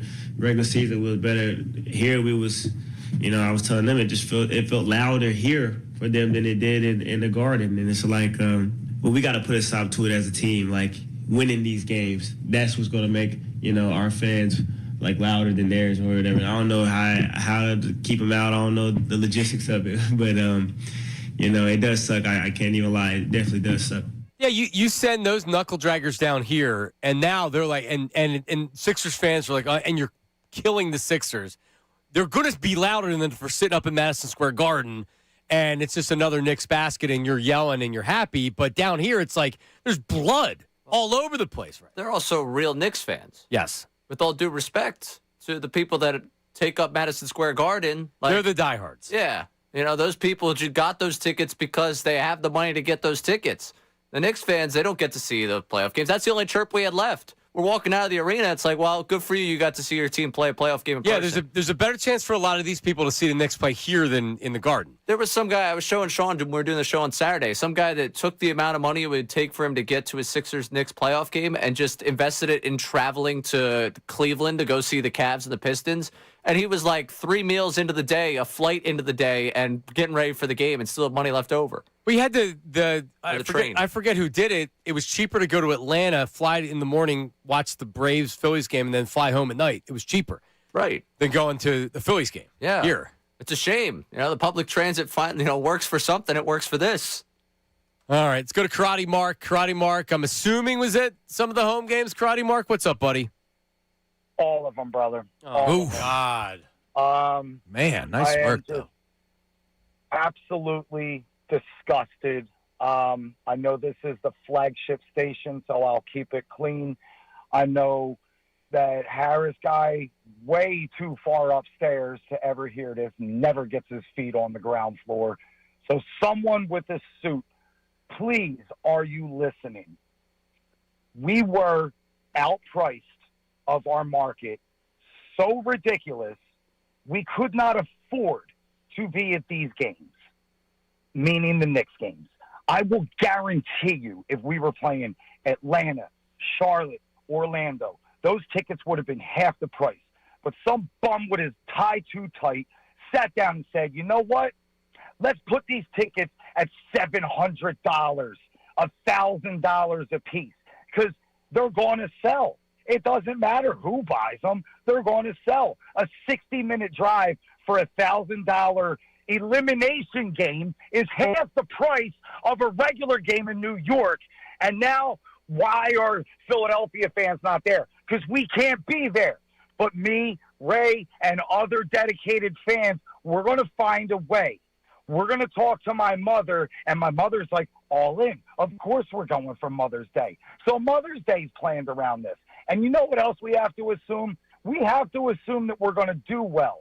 And knowing that we're battling with New York people buying tickets, oh, by the way, the secondary market, John, somebody from New York casually bought 93 tickets and sold them to his friends at regular price because they got that kind of money. So we're planning our entire Mother's Day to get there, and we have to assume the series might be 2-2. So we have to pay top dollar a week ago to get these tickets. And then we get kicked in the junk the day before when they say on Saturday night, we're giving away 500 tickets free to Sixers fans to fill the seats up. Kiss my ass. Thank you, Karate Mark. What was that? That's why I don't understand what the deal with the tickets are. Because the tickets that are for sale, when Ray got his tickets and then they went on sale at like 4 o'clock, the face value tickets, that's not how they give out most of the tickets or a lot of the tickets. Well, and what Karate Mark's saying, and similar to what Philly Mike was saying, like what you're ending up paying for it, by the time you use that ticket, a lot of fans are livid because they're looking at what they could get tickets for versus what they paid for them. And it's like, well, yeah, the market's now telling me this ticket's worth X. And now in the Knicks series, it's different because the Knicks fans are willing to pay out the you-know-what for it because they can't get into Madison Square Garden. They can get in here. Why can't they just say, okay, here's our season ticket holders. There's 5,000. That means there's now 14,000 tickets for sale. Why can't they just put them out and sell them? Like everybody else does. Like the Eagles do. They don't have that many tickets. Why? Because there's this whole thing that they do where they have to put some out on the different sites, like StubHub. They were the first one to start doing the StubHub with the dynamic ticket pricing. Oh, yeah. Why can't they just put them out? And I know the answer is they feel like they can make more money doing it the other way. But why can't you just sell tickets normally? Then you're not going to have this. I mean, Tyrese Maxey's exactly right. If you play better and you win some of these games, guess what? Knicks fans aren't going to be running down here screaming and yelling the whole game because they're winning the whole game and it's a blowout. God, dude, like I couldn't feel, like when I say I'm embarrassed, those losers up in New York that are just like now being like, yes, he told you, you loser Sixers. You couldn't even sell out your own. Knicks fans took over. Wimp. Right? Like, isn't that how you feel? That I just feel so small, and I'm short anyway, Sean, but I feel so small as a Sixer fan. I was broken. I was walking through South Philadelphia Friday night like, man, thank God I got away from all those Knicks fans. You know how awful that feels? You know the things that I was called in my own arena? Can we have the top 5? I can't say them on the air. All right, coming up, News at Noon with Ray. I don't know. What do we have? Sean also saw something on Channel 6 that we'll have to play next hour. Oh, it's gold. That was unbelievable. All right, the reunion heard around the world. I'm assuming that's Skip and Stephen A. James Harden. Oh, my God. And a great Bobby Cox story. That's coming up next. And then right back to your Sixers calls and everything else. Middays with Marks, 97.5 The Fanatic.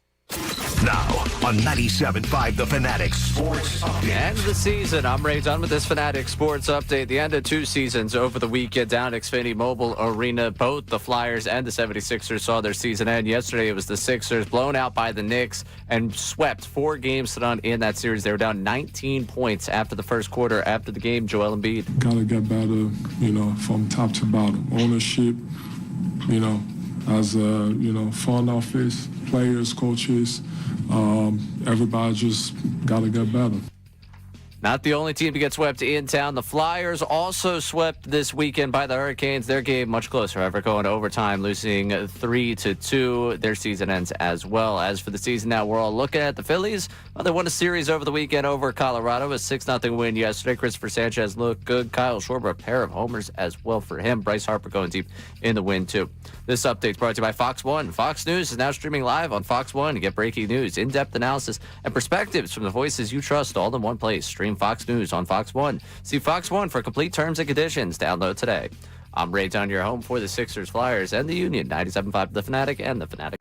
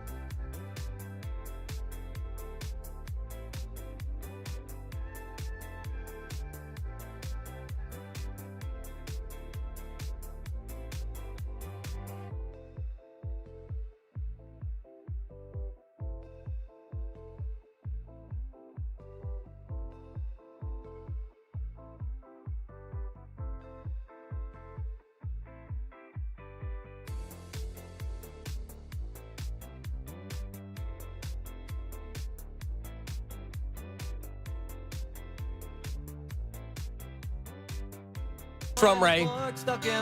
Green Day. No, it's the final Seinfeld episode. There's like a montage thing they do with clips. It was the beginning of the episode, or was it in between? But it was set to this song. Every time I hear it, that's what I think. Yeah. Huh. Yeah. Go watch the finale again. Yeah, I think wasn't there like a 2-part? I don't know, because the ending wasn't good as it is. Anyway. No, that's kind of why I haven't gone back. I watch Seinfeld religiously if I see it rerunning, but I don't think I'd go back and rewatch the finale if I had the choice. 12 o'clock hour of the show brought to you by Service First HVAC, offering 0% financing, 48 months, rebates and tax credits up to $4,300 when purchasing a heating and cooling system. Learn more at ServiceFirstHVAC.com. Yesterday was Mother's Day. I was down at the Phillies game. Ray saw a couple home runs. Saw a good one. Saw some great pitching. It was burning hot early. We got there early, too, because we were coming from Broomall. We went to my in-laws before. So I was at the ballpark before 11:30. We walked in the gates when they opened. Wow. Yeah, so we already did everything, and it's only 12:30. And it's like the kids are like already ready to go home. I'm like, hey, the game didn't start yet. So by the time the game started, and it's the 1:35 start, and it was hot and it was sunny. But then the clouds came in and actually drizzled a little bit. So it saved us longer at the park. Otherwise, we probably would have been gone. They give anything away for the mothers? Oh, dude, it's for 15 and older. It's a really, I'll show you a picture. It's a really nice sweatshirt. They got the bucket hat coming up, the retro hat coming up. I'm a hat guy, so you know those things are speaking to me. You're a hat guy. You got a nice PGA hat. You like Friday? that? I do. The mink. The mink. It literally is everywhere known as the mink. I don't know. I don't know who signed off on that. I'm not a Aronimink member by no means. Wrong tax bracket. Gosh. There it is. So that's the sweatshirt. That's pretty cool. Yeah, it looks like something you'd go spend, pretty good cash at Rally House or something. Mm-hmm. All right, well, there you go. Did you have what did you do for Mother's Day? Mother's Day, we went to the Children's Museum of Bucks County. See, my wife is, she's one of those. Like Father's Day, I'm selfish. I want to play golf. I want to cook a little bit, relax. She's like, let's take a family trip. She wants to do the family things. That's what we do on Mother's Day. So we went to up in Bucks County, and it was right on the outskirts of New Hope. And I'm like, yeah, it was a little too crazy for New Hope with 2 kids. So we just did that, took it easy, back to the house, cleaned up, normal stuff. Yeah. It's not fun when you have Lane's not even a year old. You got a 5-year-old. The lunch is just it's a whole battle. It's never fun. No, picking up, throwing everything. He's good, but at the end of the day, he's 11 months old. He'll be 1 on Thursday. So he's almost 1. Yeah, it's not, I got an almost 5-year-old, 4-year-old, and she's like second inning. I want to go home. I'm like, no, yes, we're not going home. And she wants to go home. So now she wants to go up and walk around, and she doesn't want to go up and walk around. She wants me to walk around holding her. So I'm carrying her around the ballpark because she's too tired to walk. But she's happy watching the game and everything else. So I'm watching the game, but I got to hold her. She's not the biggest kid in the world, but still, it's a 5-year-old that I'm carrying around the ballpark. Ray? Weird fun. What do I say all the time to you? Oh, man, it was great. I had a couple beers. My dad cooked. How about that? My mom got a Mattingly jersey. It was a lovely Mother's Day. There you go. Ray will holiday for me. Will Ray have kids by 30?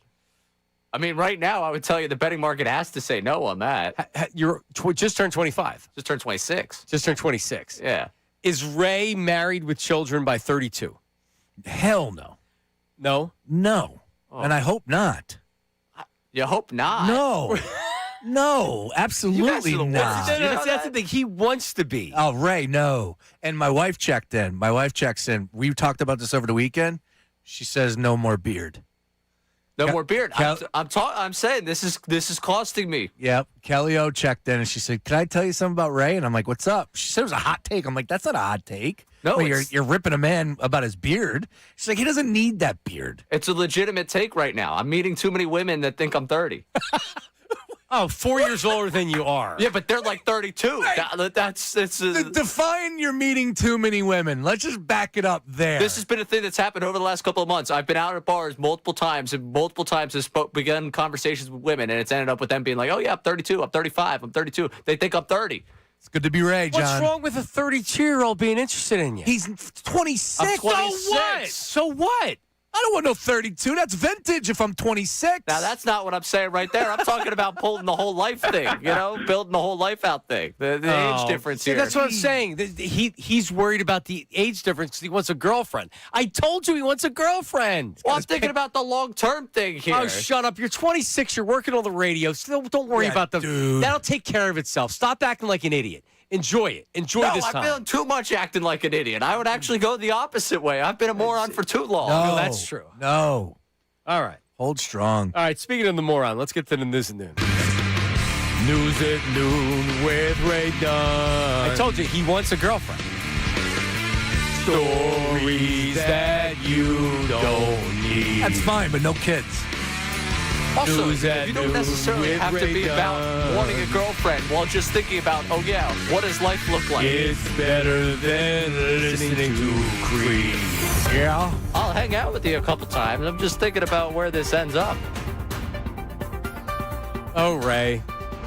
I got more on Ray in a little bit, too. I did hear this story. Yeah, wait till you... Yeah, no kidding, you heard this story. You guys talked before the show. Wait till the people hear this story from Saturday. I'll tell you what, Ray. Oh, yeah. I mean, you were so victimized The Brace and Dunn show was really good, and then to the after party, it was like... couldn't have moved away faster from that conversation. But it's like Embiid. You have to deal with the Embiid stuff. Yes. The injury's a little bit too much with Yes. Ray. It's the kind of stuff you have to deal with Ray, the stardom of Ray. Man. Awkwardness. All right, just All right, get to the news. let's get to the start of the first take. Ridiculous segment. Reunion, Skip Bayless, Stephen A. The highlight that people were taking out of it was, of course, Skip Bayless and the LeBron conversation. Here is the, I think this was the biggest take we got out of their 2 hours back together. I saw him say the other day, you've already elevated LeBron James all the way up to number 2 on your all-time list? Yes. Okay. I have him at 9. Oh, my. Stephen A's face when he says that. Unfortunately, Skip still has the juice. I regret to inform you that he still has the juice. Not a fan, very damaging. Was calling for him to be deplatformed 2 weeks ago. Unfortunately, now that I've been forced to watch him be platformed, he still has it. He's better than a lot of these schmucks that they bring on there. Now, I didn't see any of it. I had a busy weekend, too. But, I mean, he does sound like, at this point, he's not the attack dog. He's like a golden retriever. You just kind of laugh and pet him. You know what I mean? Like LeBron's 9th on his list. Like, okay, sure he is, Skip. You just laugh at him. And you get Stephen A's reaction. No, it's like watching two grandpas in a nursing home at this point. Now, Stephen A's not there, but he's going to visit his friend who's in the nursing home. There you go. And that's them arguing. He makes Stephen A more likable, really, because it's like, I can't stand your take. Wow. No, you know what, Ray? That's a great point because he does. You watch the show rolling your eyes at and rooting for Stephen A because he's taking on the fight. You're right, because Stephen A's got to be the contrarian all the time. Right. It's like, wow, Stephen A, you do seem kind of reasonable with your LeBron take. You know what? You do. I can stomach this. Have we seen a number yet? Did it fetch a good audience? I've not seen a number yet. I hate if you watch, and I don't even like Ray playing this right now, talking it, giving it life. It's also a Friday, which is probably, as far as traffic, not as much. Let that old man go to the home, like you said. Oh, I love it. Of course. Give me more. Well, no, if you think... What didn't he say about Embiid? What did he say about JoJo? Like he should have been playing the next day? Yeah, because he was saying that he wasn't playing because of the appendectomy. He decided 6 days post-appendectomy that he can't suit up. Let me tell you something, Skip. Well, no, he's an idiot. But, like, we just look at it because we don't ever watch the show. This is just for clip stuff. But you can also look at the big picture, which is Mad Dog Russo, he's crazy, but people like him. Like, you can get guys on that are crazy and people hate him. That's on Mad Dog, so everybody likes him. That doesn't do Stephen A any good. Bringing on Skip does make Stephen A look better. No doubt. All right, what do you got? All right, moving on here. I wanted to get to a popular NBA debate throughout time. James Harden once said he didn't have the internet, which I found difficult to believe. But then I think about James Harden, and there's a chance. James Harden, after the Cavs win, getting interview post-game. How did you silence the chatter tonight and have this sort of response in Game 3? What chatter? What chatter? That's exactly the answer to the question. What chatter? I play basketball, and, whatever this team needs me to do, I'm going to go out there and do it. So he can be all full of crap all he wants to. There's a part of me that wants to believe, though. What chatter? He legitimately is so far off the internet that he has no idea. Of course he knows what the chatter is. Now, does he have anything but a phone Does he have internet access at his home? I could see just having his phone. You think he has a laptop or anything like that he takes on the road with him? I don't know. I mean, he's got an iPad to watch film, of course. Yeah, I mean, who knows with him? Yeah, he's watching film. Wait, Sean and I were talking about I think this during the break. You know, like, was Morey allowing Harden to leave? Was that a good move? Considering, I mean, they haven't went any further without Harden. I hated Harden. I wanted him out of here. But this is one of these things. I actually think Morey wanted to bring Harden back, and it was whoever the hell got to Josh Harris said, that's a really bad idea to max him out for 3 years. A really bad idea. I believe that's what happened. I don't think that was because think about it, Daryl Morey. That was his buddy. He gave him a hug, like not just a hug, a real hug. Like picked him up in the airport, bro. They loved each other, and all of a sudden Daryl Morey doesn't want to bring him back anymore. Like, yeah, that's crazy. Someone got to the owner. And oh, by the way, just so you know, the last 2 seasons, I think he's averaging 24 points per game. 20, right around there in the middle. He's a good player that'll never win you a playoff series. Yeah, because he hasn't. He's as good as he's advertised, right? Like, you know what you're getting with him. Some of those turnovers he had 2 nights ago or 2 games ago, you were just like, dude, is this your first time playing basketball? No, he's been in the league 17 years. It's crazy. He's a really weird player. Yeah. Because he's one of the best scorers of his generation. But we also wanted him out of here after a year. Odd fella. He is odd. All right, last one for you here. I want to take you to, this is from Tim Kirchin's podcast with his son, Jeff. They had Jeff Francoeur on back, and this is resurfaced in lieu of the passing, unfortunately, of Bobby Cox over the weekend. This is an all-time spring training story. Francoeur met Tiger Woods, had the opportunity to play golf with Tiger Woods, but was a little shy about asking for it. Here is that conversation inside the dugout. He comes out to stretch and goes, Smoltzy said you had a chance to play with Tiger today. There was a 150 tee time. And I'm like, Bobby, I'm fine. Like, I'm playing today. He goes, no, I'll make you a deal. He said, after your first at bat today, run through first base and kind of rub your ankle a little bit like you hurt your ankle. And he's like, in 2 days, we're going to Bradenton. And you know, Tim, you have to have 3 starters make a road trip. Sure. And he's like, I hate Bradenton's infield. I don't want to get any of the guys hurt. So if you go to Bradenton, I'll let you go play with Tiger today. So sure enough, man, we're playing the Yankees, 13,000 people in Orlando. I ground out the first at bat. I run through first and I start, rubbing my ankle. And, Bobby, he waddles out there with his cleats and he checks on me. I run inside. I literally throw my golf clothes on. I didn't shower. I get to the golf course, and they're on the first fairway. So I hit my tee shot. We end up playing 27 holes. And about 4:30, my wife sends me a little thing that there was an update that said Francoeur day-to-day with a high ankle sprain. And I'm out there playing hours with Tigers. And this is pre-golf club wrapped around his head, Tiger. Yeah. Wow. Before everything went down. Played 27 holes of golf with Tiger. Pretty good story there. Oh, yeah. Yeah, man. Yeah, those Braves teams, they love the golf. Smoltzy's still out there. He tears it up. Everywhere he goes, he's playing golf. Well, when they like coming to Philly because they can go to Pine Valley. There's a couple of really good courses around here. Yeah. So that's what they do. Wherever they go, they know they have – that's why the starting pitchers, they have a routine. They pitch the one day, and then it's like, see you in 5. I ended up getting invited one time to play with Smoltz a couple of years ago, and I played with him, and I'm putting that in air quotes. Yeah. Did you really? Yeah. We played 9 holes, and I was just like, no. And then there was people like, wheeling around. It was a bigger course, and people found him at the turn, and they ended up playing, I think, for like a couple of G's. Really? Yeah. He wants to gamble. Is he good? Oof, he hits it a ton. I bet. That ball just takes off, man. He could drive it. He's really good. Really good. And he plays all the time. All across the country. Yep. All right, we'll get back to some phone calls. I'm going to call this. We're going to do a new segment at 12:45. It's called the Pick on Ray segment. Nice. All right. So we'll continue with the conversation that we almost had on the air. Something that happened on Saturday. Is that correct? Yeah, Saturday at Xfinity Mobile Arena.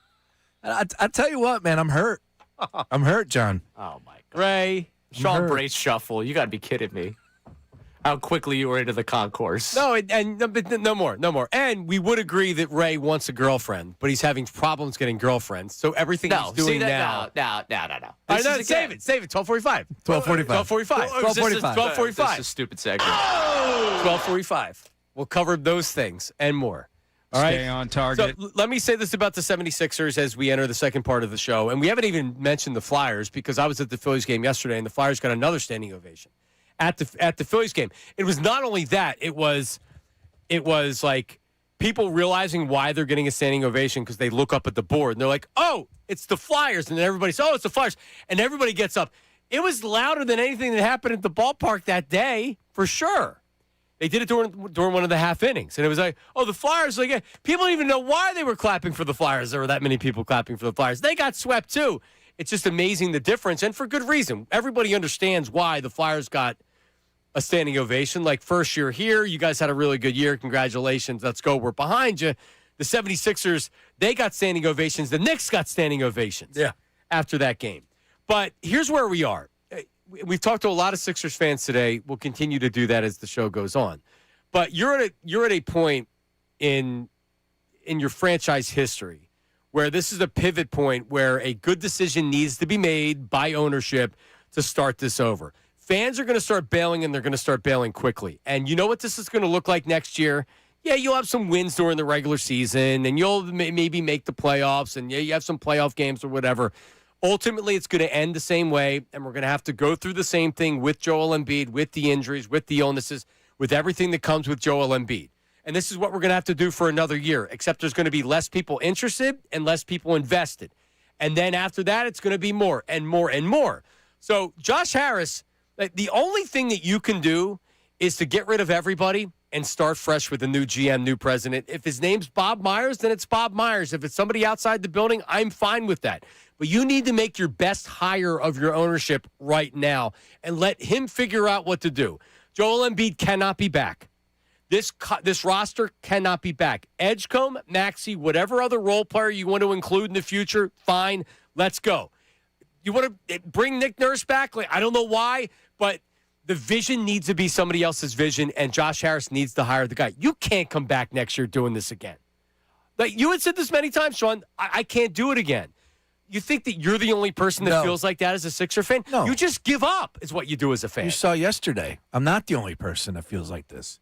Or else there would have been more Sixer fans that actually cared to go down there and support their team. Like, we want to support this team regardless if we don't think they're going to win or not. We want to go down there and see them play. But, like, it tells you all you need to know when that building is 75% Knicks fans in a do-or-die spot. They're like, we are all exasperated with this team and want no more to do with this current construction as far as this roster is concerned. You need wholesale changes. It starts with Morey. Yep. It starts with Morey, and I don't know where it ends. Ray, do you think that ultimately that's what happens? That they move on from Morey? That they say, no, we're gutting this. From the front office Embiid's gone. Everything. Yes. Like seriously, if you come back with Joel Embiid next year, if Bob Myers says, you know what, we can't get enough for him, we're not going to include a first-round draft pick to get rid of him, which, by the way, probably the most likely scenario is Embiid's back. Mm-hmm. Yeah. But, like, I think that's a huge mistake. And you're just delaying the inevitable for another year. The moves they should make is to blow it up. So do you think that's what actually happens, though? No. I don't think that's what happens. Would you blow everything up?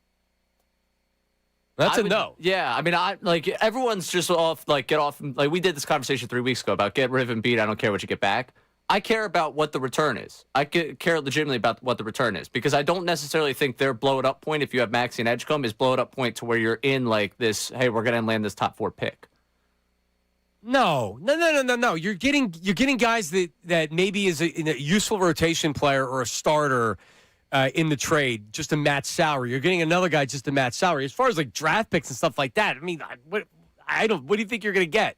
You're lucky to get the contract off your hands. That's what I mean. If you're paying to get off the contract, I'm already giving up future pieces to get rid of this current piece. As long as I don't screw myself in the future, I do the trade. Addition by subtraction. At least you start the process now. Because if you keep Embiid, you're not starting the process, and you're running it back next year. He is the process. Oh, my God, dude. Can you do this another year? Right, you can do this another year. Yeah. You think fans can do this another year? No, of course not. Or we want to do it through another year. Or we're going to do it and drive ourselves nuts. That's what you're going to end up doing. Yeah, it's exhausting. I mean, I guess I just don't see the path forward either way right now. Well, at least you start it now if Embiid's not here. That's what I would say to that. At least you're starting the process now because what you're doing is now you're waiting for the contract to expire or for him to be tradable. Right. So, or you just say, I can't do it anymore. We have to trade it. If this was just the injury stuff, all right, but it's not just the injury stuff. The Tony Jones stuff today. The stuff from Tyrese Maxey last year, that's all part of it. It doesn't work. You'll never win like that. You're not going to win. Correct. What do you think the percentage chance is that they win with Joel Embiid? 2%. Okay, so why wouldn't you just get rid of him to get rid of him? Because the alternative is also like 2%. Like right now, I'm not telling you that I have this magical, like, Embiid's going to be healthy next year, play 75 games to turn up for you guys. I have a talented player that right now I'm going to sell for nothing if I sell him this offseason. Right, but 2%, like, that's almost no percent. Right. To do it. So what's the point? Then the other way here is get rid of Embiid, whatever it takes, and then just hope on a whim that somehow something drops in your lap that works out. Both scenarios suck. Yeah, both scenarios suck. Right. I agree. Thanks, Daryl Morey. Yeah. I mean, that contract should have never been offered. Never. Should never have been offered. What was he thinking? For all we know we actually know that wasn't ownership. He's tied to Joel Embiid. The only way Daryl Morey was going to win a championship here was with Joel Embiid turning into a player he was never going to turn into because of health. Right? I mean, otherwise, you move on from Embiid, you try to make a trade. Man, they were playing tennis and stuff together when he signed that contract. They were buddies. Now Embiid clearly the relationship. I don't even think it's deteriorated. It's just like you can't go forward with the relationship. Well, damn. Shame on Joel because Daryl hooked you up. He got you 3 years, that new deal? Totally agree. Totally agree. Let's go to Avalon Brian. Avalon Brian, how are you, buddy? Dude, guys, listen. I'm so disgusted. I was I think a 10-year season ticket holder. We gave him up before this season, and I think I've had season tickets 18 out of maybe 26 years. And I just can't wrap my head around what a disgrace this franchise is. Like, you can't trust Josh Harris to do anything. He not only hired more, he hired Franklin the freaking dog. The guy is tone deaf to this market. Like, it's ridiculous. I mean, Morey is like Chip Kelly's fatter, Big Lebowski, savant brother version of Chip Kelly. Like, I can't stand the guy. He needs to go so far away from this franchise. But everything they do is a misstep. The announcing crew, no, I don't want to rip them, but you saw that report. Mm-hmm. They have no connection. They have no connection to the city. Ala Abdinabi's a Celtic and a Trailblazer, and she's fine, but she's from the West Coast. Everything they do is a miss down there, and you've bred Joel Embiid to be a loser. For him to come out and use his kid as a shield and say, oh, I'm satisfied with this, after he doesn't play game 2, he said, oh, the doctors held me out. Bull crap. The doctors held a franchise player out of the game? Dude, he is soft as baby dump, okay? He is ridiculously soft for being the big man he is and coming into the league and, oh, I hunt lions and all this stuff. What a big crybaby. What a total waste of 7'2". AB, appreciate you, buddy. I'm up against it. Maybe I should have waited to take your next segment. I was not surprised at his performance at the press conference yesterday. Nope. That's what we've seen every year out of Joel Embiid. Did he seem distressed about it? Did he seem like he was gutted by it? Did he seem like, man, like, are we ever going to win? Did he have any of that look yesterday of a guy that's like, wow, like, this might be it. This might be my last game. This might be, I may not be able to ever be the player because I can't stay healthy. No, it's I got to put my daughter down, and it was a successful season. That was his tone. A guy is comfortable. And you know what? I guess if I was guaranteed that many millions of dollars, like, what do I care? Are you going to trade me? I'll go somewhere else and I'll do the same thing. Check's going to clear. I'm good. He wasn't happy yesterday. I'm not saying he came to the press conference happy. He just seemed like it was another loss. We got swept. It's business. Nothing personal. It's like, okay. All right. Coming up, 6 ABC. Was this on the This was wild. The 6 o'clock news. They did a package with. This followed the game. All right, wait till you hear we'll have the story coming up next. Middays with Marks 97.5. Now on 97.5 The Fanatic Sports Update. 2 seasons are over. I'm Ray Dunn with this Fanatic Sports Update. And over the weekend at Xfinity Mobile Arena, 2 teams saw their season end. On Saturday night, it was the Flyers. Yesterday, it was the 76ers. The Sixers getting blown out by the Knicks in Game 4, swept 4 games done. They're down 19 points after the first quarter. Here's Nick Nurse after the game. I mean, listen, we got beat by a really good team that's better than us tonight. I mean, I think nobody wants to lose the way we did tonight, without doubt. But our team went through a lot of ups and downs, and I think we hung in there really well for the season. Sixers, no word yet on any changes coming. Daryl Morey did not speak yesterday to the media. He's at the NBA Combine today. As for the Flyers, they lost 3-2 in overtime to the Hurricanes on Saturday night. They also were swept 4 games to none. Phillies won their series over the weekend over the Rockies, a 6-0 win yesterday. Christopher Sanchez going 7 innings strong. Kyle Schwarber with a pair of homers. This update's brought to you by Straight Talk Wireless. Every now and then you find a deal where you get more and pay less. Now that's a good deal. That's Straight Talk Wireless on Verizon's 5G network. Find it exclusively at Walmart and StraightTalk.com. I'm Ray Dunn, your home for the Sixers, Flyers, and the Union. 97.5 The Fanatic and The Fanatic.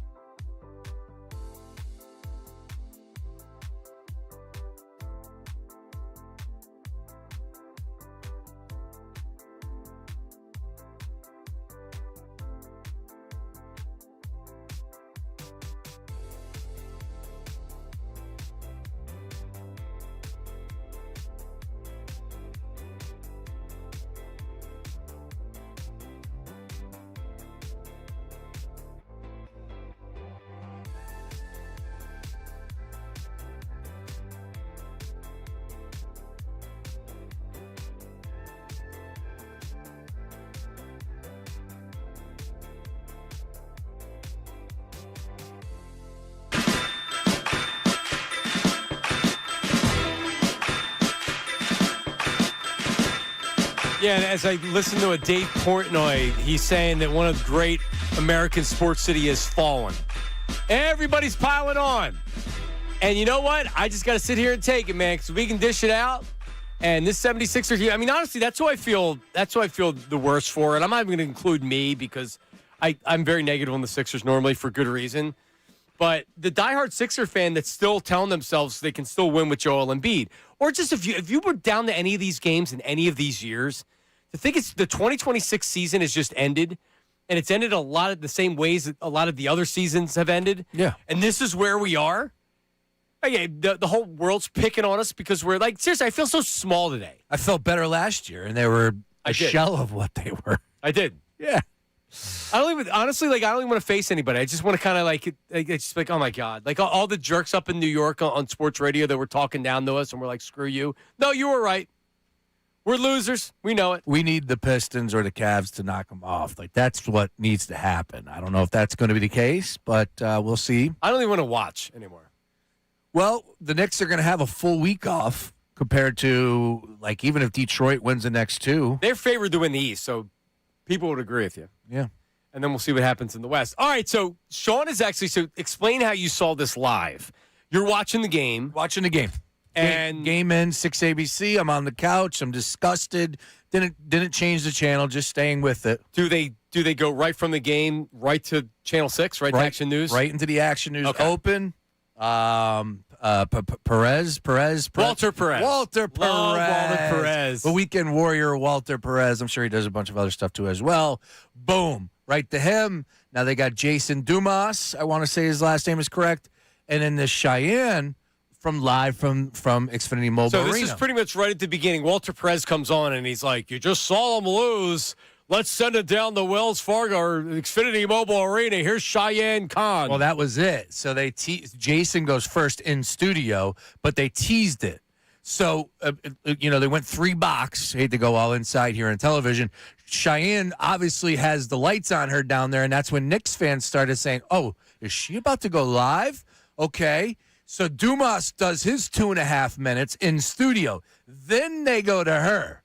And they were already like blood in the water, sharks just rounding around her. What do you have from this? Right. We have a minute of them saying it to her getting it, the Knicks fans closing in, and then all of the Sixers fan reaction. Yeah, so like Sean said, they threw it to her, and that's where you see, there's not one 76er fan in sight.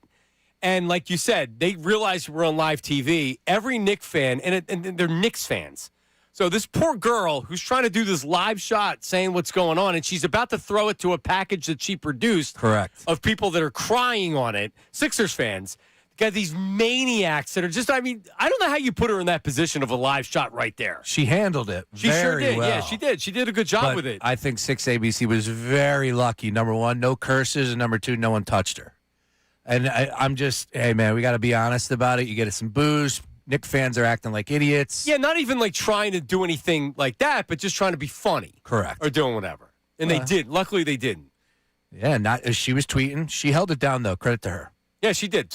So just think about every mongrel Knicks fan that was at that game on Sunday, seeing that they're on live TV. And here's how it sounded. Again, Action News reporter Cheyenne Corinne live inside Xfinity Mobile Arena tonight. Cheyenne, this game was brutal. Walter, you would think that I'm in New York right now instead of Philadelphia. This is absolutely not the way the fans are hoping to end the Sixers season. You can see that I am surrounded by Knicks fans right now. Second listen, what's up?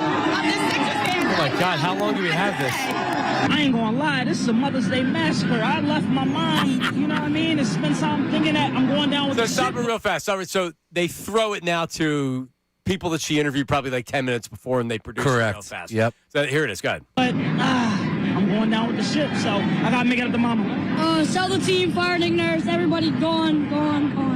Like Kyle Lowry, coach. We're getting clowned.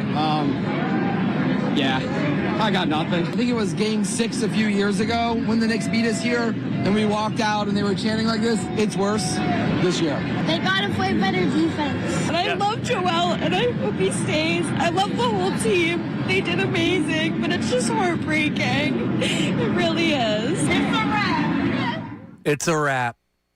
She loves Joelle to the girl that was crying. Now, I appreciate it that somebody is in their fandom so much and upset that they could cry. Like, I do appreciate that. But this team did not do well. They got swept. They were lifeless. They gave up 144. The two most highest point totals in franchise history it was in playoffs in this series. Yeah, they again, historic is what I saw the headlines. If you run it back, you're telling me everything I need to know that you don't care. There were so many reasons that came from this 4-game series against the Knicks that you got a clean house. Rodney Mount Airy. Rodney, what's up? Go ahead. Hey, what's going on, guys? What up, Rod? I don't even know what to say. It's I feel miserable. you. I feel you. It's come to a point right now. I just need a change. Like you said, they will be idiots to run this back. Idiots, because clearly like you said, you basically just saying you don't care at this point. It needs to be like I don't care if it, number one that comes to mind is Daryl Morey. But as much as I want to blame Daryl Morey, he had no choice but to do the actions that he does because we got a cheap behind owner that don't want to get, that cares about his money more than winning the championship. And then, let's not forget the players that are doing good at other teams when it comes to Isaiah Joe, Jared McCain, Champagne from the Spurs. Yep. He drafted them players, and we got a coach that don't trust him.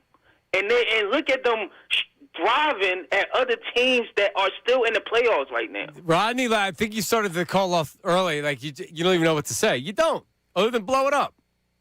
I mean, that's really the only thing you can say. It's probably easier if you don't. It costs less money if you don't, right? You don't have to pay Daryl Morey $12 million for the next 2 years. You don't have to pay Nick Nurse, $5 million for the next 2 years. Otherwise, you got to pay him, then you got to hire somebody else and pay him more money. Bob Myers going to make more money if he becomes the guy that's in charge that has the Daryl Morey position. But you know what? That's what you got to do. You're a friggin' billionaire. Those things don't matter. They shouldn't matter. They shouldn't. Now, it does. And it feels like it does more with Harris than it does a John Middleton. Certainly. Sure. A Jeffrey Lurie. No millionaire or billionaire wants to lose millions of dollars. And I understand that. But, geez, man, it's a drop in the bucket. You bought the Sixers when they were priced at nothing. Now you make $1 billion profit on it. So, give me a break. And that's part of the problem. Sean, for a long time, we heard Jeffrey Lurie get criticized all the time for being cheap or he's too meddling. Even after they won the Super Bowl, he meddles too much. You know what? You need a Jeffrey Lurie owner like this that actually makes smart decisions. Not just says, I'm the richest guy, I'm going to hide. No, you actually know what you're doing. Jeffrey Lurie knows what he's doing. Josh Harris doesn't. Well, that's why he brings in those guys to make those decisions for him. Daryl Morey, of course, now who's ever next, Bob Myers. We'll see. Hopefully somebody else is in the position to make those decisions. And the problem, and a big problem is Joel Embiid looks at ownership and says, you're ducking the tax. How the hell are we going to win? Ownership looks at Joel Embiid and says, you don't show up to team activities and you're lazy. How are we going to win with that? And they're both right. The problem is you're having both things happen. If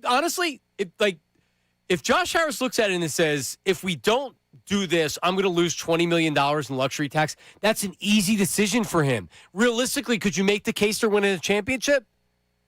No. So why is he going to pay the money? It's such an easy decision for him, bro. All right, coming up. Voice memos. All right, yeah. Phone calls, voice memos, and we're going to pick on Ray for a couple minutes. I mean, my feelings got hurt, John. Ray, you okay with this? Man. I don't have a choice in this. Let's not even act like I have a choice in the matter. I thought I was part of the duo, John. Oh, my God. Brace and done. It wasn't personal. It's just it's Ray being awkward. All right, that's coming up next. Middays with Marks 975.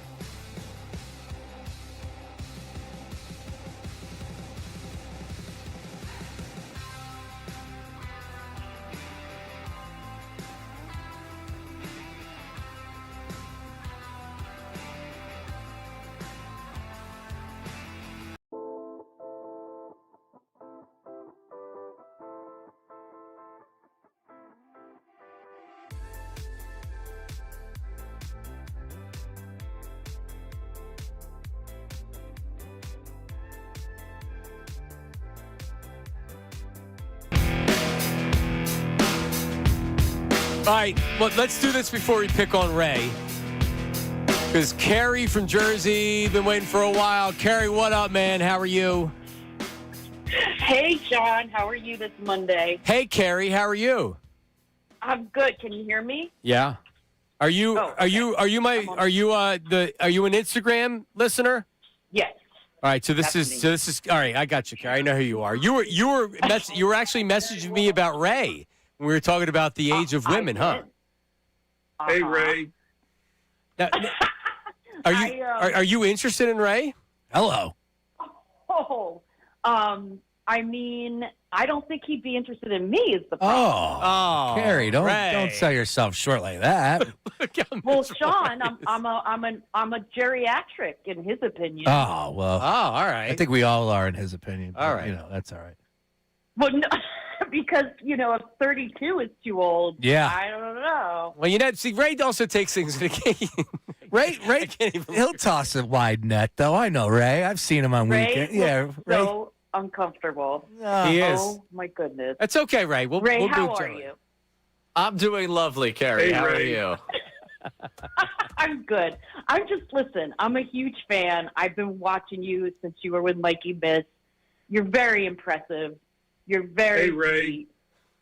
You may even be a little handsome. All right, so we can ask you this because Sean's wife had a Ray hot take. What was it? The hot take was the beard's got to go. Carrie, what do you say to that? It's funny because if I were Ray's age or even in my early 30s, I'd probably hate the beard. But as I've aged, oh yeah, I love the beard. Yeah. And I think he wears it well. Oh, he does. Appreciate that. Yeah, Thank you, Carrie. See, here's what I would say, Ray. If you want to get rid of the beard, that's fine, but you also have to change the hairstyle.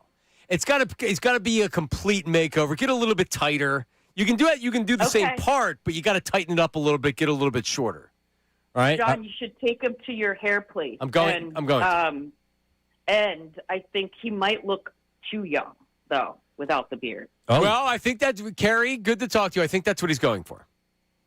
That's the concern, honestly, this whole thing. You're 26. Look 26. No. I think, honestly, Ray, like what you're doing works. Women find you sexy, right? Like everything you hear is Ray's very desirable. Carrie. Right?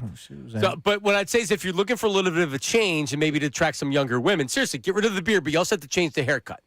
So get the hair. I can get Razor Bar down here to take care of it. You also got to dance on TikTok, too. You got to do a little of that, too. Mix it up. Sounds good. So do you want to? Well, at least I'm not doing the full makeover. Oh, come on. The full makeover? Let's go. Rat tail, keep it down. All right. If we're going to do this segment, let's do this Where segment. do you get your hair cut? Tornabees. And you get the lollipop when you're done? Here's a sucker. You've been My basketball team was living less than 24 hours ago, and somehow more upset with you guys than the team that lost by 30. My boy's getting his first haircut this week. Someone. Yeah, it's like tomorrow. Lane's hair. Yeah, tomorrow. Right. Yes. He does. All right. So what did we need? Oh, your story from Saturday. Set it up. Yeah, this is good. Ray is definitely feeling it right here. All right. So Saturday it was Brace and Dunn live from Xfinity Mobile Arena, getting you ready for the Flyers hockey. I saw the picture you put out on social media. It was fantastic. Dare I say the 4 hours we rolled through, man, it was a really good show. We talked nothing but hockey, nothing but Flyers. We had some great guests, Jim Jackson. 4 hours, fast-paced, in your face, had a lot of fun. Shout out Michelob Ultra. Speaking of, post-show happens, right? We get done at 5. Game starts at 6. We got some time to kill. Let's go have an Ultra. What do you say, Ray? All right, cool. So we go and walk, and we're going to go up to the club level to make our spot. Next thing you know, I turn the corner. Boom. Who comes out of nowhere? But the blondie, Lindsay Moppert, right? Moppert? Correct. From PHL 17. Now, Ray just did the thing with her, and she came in studio, and she was look at the recording comments. Everybody loved her. Right, everybody loved her. The comments are great, right? She's killing it with PHL 17, and she was all dolled up too. She looked good. She comes around the corner, boom. She grabbed Ray's like, oh, what up, boom. They did like a chest bump. Obviously, they got some temple connections, right? All that good stuff. Right, John, I'm next to Ray. I just got done doing a show with them. I've been with them for the last 5 hours. We've been finishing each other's sentences. Right, and I got the phone. I'm like, all right, I'm just waiting. I'm waiting for like, hey, have you met Sean? Sean does a show with me. Hey, Lindsay, this is Sean Brace. Sean blah, blah, blah. goes on PHL 17. Sean was just on PHL 17 on Monday morning. Anything. And as it continues to go, 35, 45 seconds. I'm like, he's not going to introduce me. So now I'm standing next to him with my phone, and I'm like awkward. I'm looking down at my phone. Sure as hell, he doesn't even introduce me to Lindsay. So the interaction ends and she leaves? Yeah, that was it. Without even talking to her? Don't even say a word to her. No introduction. No, hey, Sean. Right. Meet Lindsay. Yeah, Right? so there was the internal clock that went off of it's time to introduce Sean. By the time it got to it's time to introduce Sean, the Sean Brace shuffle had taken him to the concourse, and he was closing in. Oh, you had moved, man. How many seconds? You had moved. I was there. Trust me. A minute? I was well within range, but I was definitely like, all right, it's clear he's not going to introduce me. Let me slide out of the way. So, Ray, here's what happens. It feels like you're making a move or you're trying to have – you don't want Sean involved in the conversation. That's how I felt. So it's awkward for Sean to where he's like, all right, let me take 2 steps out of the conversation. And if Ray wants to invite me in by saying, oh, by the way, I'm sorry, this is Sean Brace. Again, thought crossed my mind. Felt like we were at the end of the conversation at that point. Ray. We were moving. She's working. I'm trying to go find the post-show Michelob Ultra. I thought conversation was coming to a close, and we were all making our way Your Honor, out of there. Your Honor, there was plenty of time to say, hey, here's Sean, or meet Sean. It's just, I was an afterthought. It's okay. I didn't take offense to it. No, you clearly didn't. We're not talking about it on Monday morning, 48 hours later. Ray. That's not offense. He just thought it was interesting that that's how it worked out. Like, damn, man, I go on PHL 17. I'm like, hi, Linz. So, I mean, I'm a fan. So it sounds like to me, I don't think that you had selfish reasons in mind. I just think that it was not that it's that you're awkward with it, but it's, at that point, it's very easy to be. You have every easy avenue to introduce Sean into the conversation. Coworker just finished whatever on PHL 17. Brace and done. Worked with them during the 4 hours. Hey, look at this funny picture that Sean got or we whatever. crushed it. Yeah, that's every time someone walks up to me, I'm like, you know what, let me show you this funny picture of Sean and I. What? Ray, would you admit that you should have introduced him? Of course I should have introduced him. Okay, that's all I'm asking. Yeah. You're making a lot of Embiid-style excuses here. No, I'm not. I'm giving you the reality of the situation. The eternal clock. I'm serious. I was like, all right, yeah, it's probably time to walk Sean into this when you started to slide. And once you start to slide. I just left you alone. But that's an excuse. All right, okay, so that's an explanation. How about that? That's I'm an explaining explanation. to you how this happens. You were thinking while she's talking to you, I should introduce Sean, and then First, Sean what I'm shuffled thinking out. is, wow, I'm walking this way. I did not anticipate seeing Lindsay. Lindsay, oh, hi, great to see you. They chest bumped. Catching up. Literally. And I wanted a chest bump. I'm not gonna. I like a chest bump, Ray. I can do a chest bump. All right. Ray wouldn't chest bump with me. So I also, not that this is a criticism of you. Hey, Ray. But no, it's not. It's not. I'm saying you could have also been, because this happens with my wife. If I tell her, if I don't introduce you, it means I don't know the person's name. Oh, he obviously knows her. That's what I'm saying. So, like, in those instances, she'll just introduce herself and she'll be like, hi, I'm John's wife, Liz. Yeah. There's a lot of times where it's like, I met the person before, but I don't remember their name. And I feel like, hey, what's your name again? This is my wife, Liz. Right? So anyway, just Ray, I'll know going forward that in that instance, maybe you should have introduced yourself and butted your way in the conversation. It's not like you're shy. No, definitely also, not. I introduced her to you when she was here doing the special. So it's not like I'm probably introducing people. It just happened to be in that moment. Well, All right. You get outside the building and real stuff shows. I think you could have maybe stepped up a little bit. I mean, it was right there. What do you think, Ray? Any reason for him to be like, oh, I'm not going to get involved in this turn it on me. I understand his grievance. I do. I understand maybe why we have to air it. Actually, you know what? Sean was in the wrong. I told him, I go, yeah, that's being brought up on Monday. That's your butt on that one. Bitch your butt on that. All right, here's what we got. Ramona Shelburn, did she confirm, Ray? Yeah, we'll have her over the phone at 1:15. 1:15, because and I also have to realize this, but we're shot out of a cannon with the Sixers right now. We've been talking about this and waiting for this for how many years now?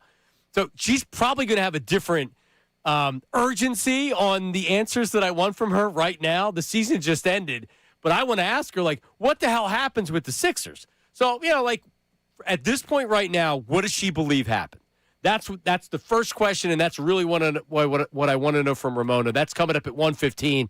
We'll dive right back in, cannonball into the deep end after this. 610-632-0975. We have voice memos. We have phone calls. What do you think after the Sixers got swept. Do they need to blow it up? That's coming up next. Middays with Marks, 97.5, The Fanatic. Now on 97.5 The Fanatic Sports Update.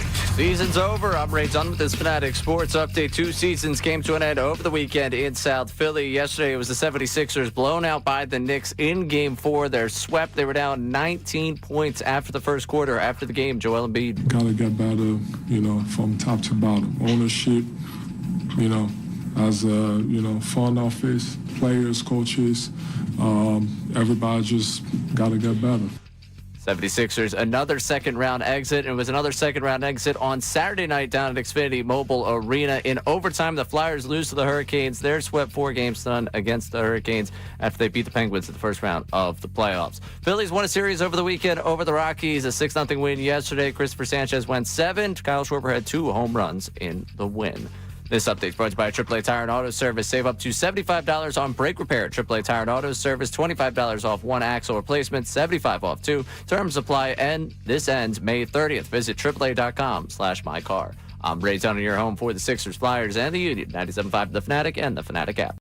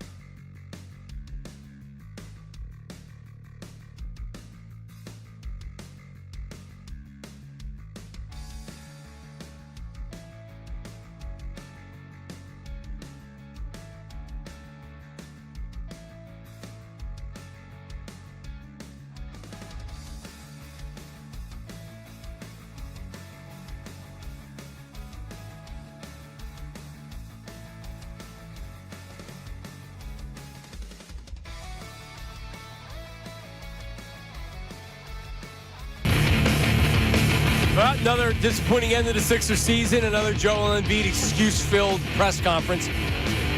We're back. It is Middays with Marks, John Marks, and Sean Brace, and Ray Dunn. The more things change, the more they stay the same. At least we don't have hantavirus yet. Yet. Yeah, I don't. They keep saying it's not a big deal. Yet. Yeah, you're right. All right, 76ers, what do they do? Ramona Shelburne's coming up, ESPN, 1:15. Her best guess at this point, which is still very early in the process. I don't think Josh Harris isn't stupid. We can question whether or not he makes good decisions or he knows what the hell he's doing, but he's not stupid. Bringing Daryl Morey back and running this back, and I'm not talking about a couple minor moves, would be stupid. And I don't think Josh Harris is stupid. But I honestly can't call it. I can't call whether Daryl Morey's getting fired or not. I don't know what Daryl Morey's saying to him. Yeah, I have no idea what the conversation is with the ownership to Daryl Morey, right? Like, at the end of the day, Josh Harris put Daryl Morey in place to run this operation, and he has, and I don't think anybody has had anything to say to Daryl. So now all of a sudden, when it's not going right, is this when Josh Harris steps in and says, thank you for everything you've done, but after 6 seasons, it's time to move on? Possibly. But again, I don't know where Josh Harris is at mentally. I don't know what he's capable of. If he fires Daryl Morey, that means he needs to speak on it, correct? Maybe he doesn't want to get in front of a microphone for whatever reason it is. Yes, he would have to speak. Yes, he would have to speak on it. And you know what? That's a great comment. Do you think that's not weighing on his mind enough to keep the GM of the team?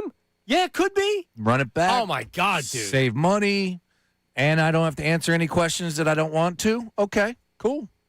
Again, this is some real deal stuff, and he holds the cards because no one could shove a microphone. Yeah, I was asking like how he gets to the game.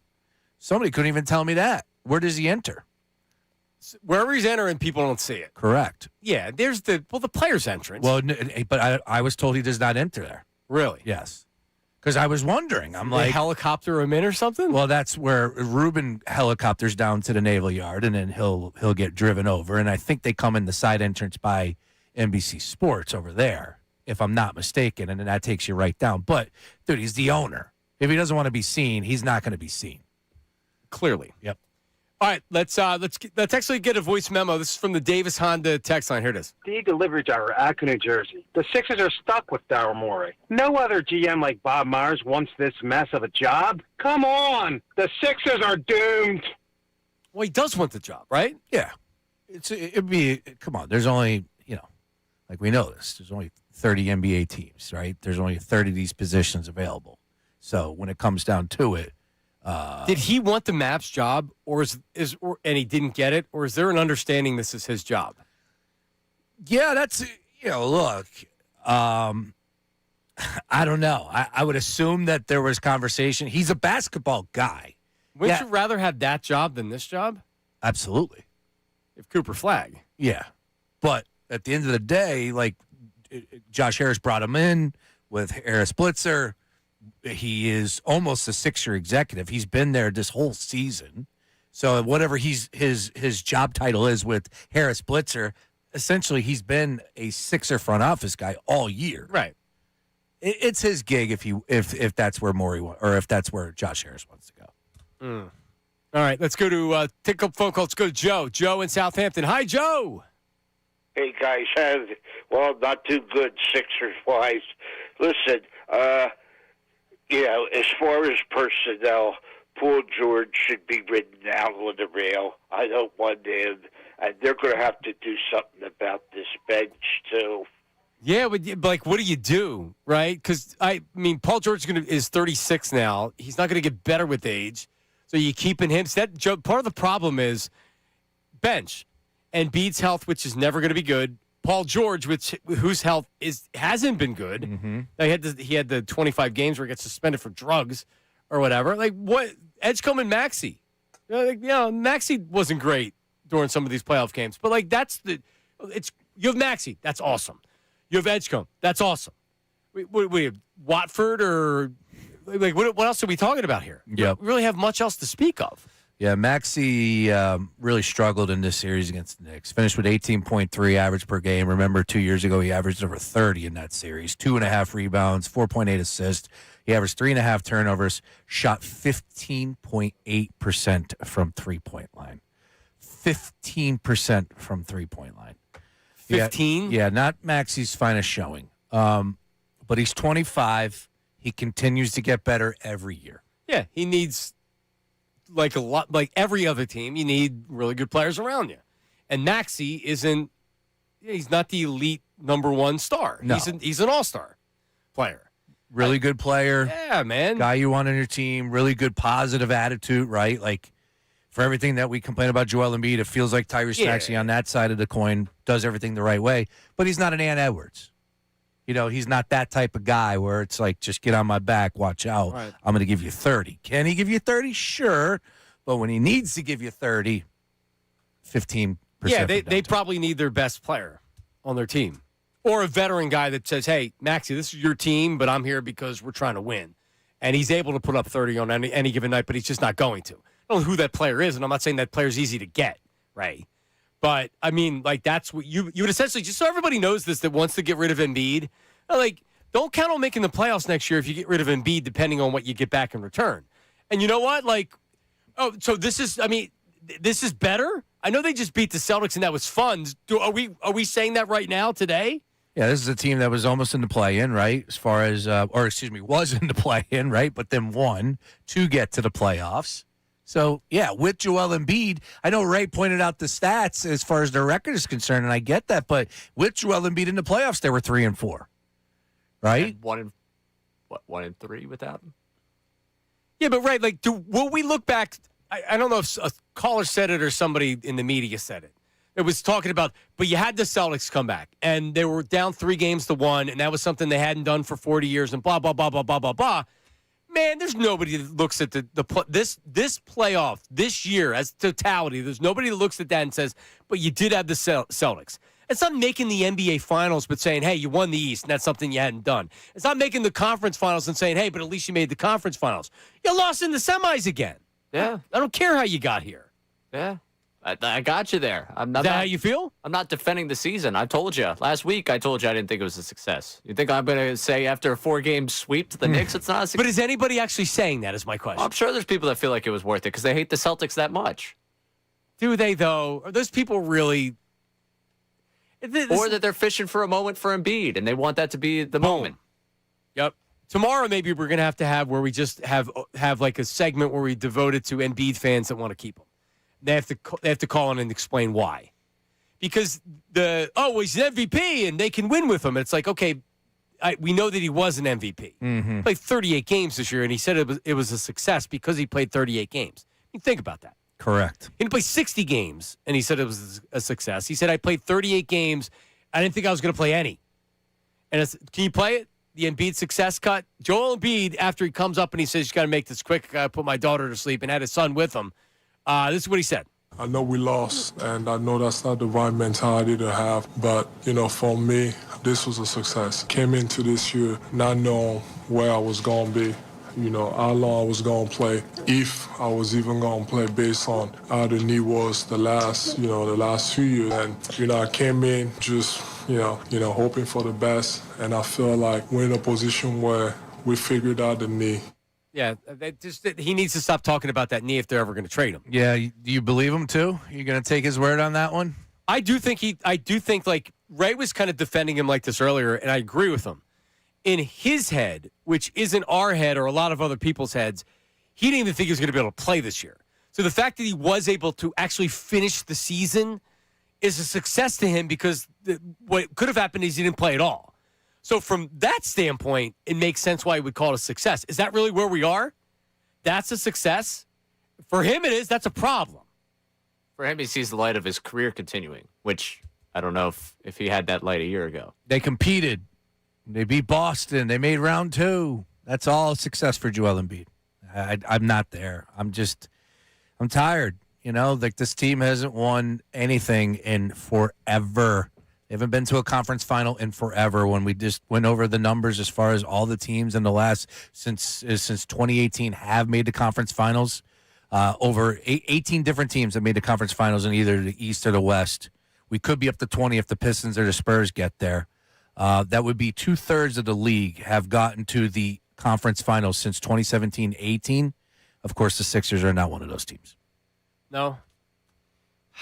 Like Michelle Beadle, Sean's playing audio during the break. Michelle Beadle's mocking us. They're killing us. And I can't say anything about it. I don't know why Knicks can get tickets so easily and it becomes that easy. Is it because our fans suck? I don't know. I mean, if I'm a Sixer fan, am I going down do I still have my tickets? Stu Gatz wants to move the Rocky statue, John. Is that what he said? Yes. Where does he want to move it to? A New dumpster? York. A dumpster? Yeah, take it. Take it.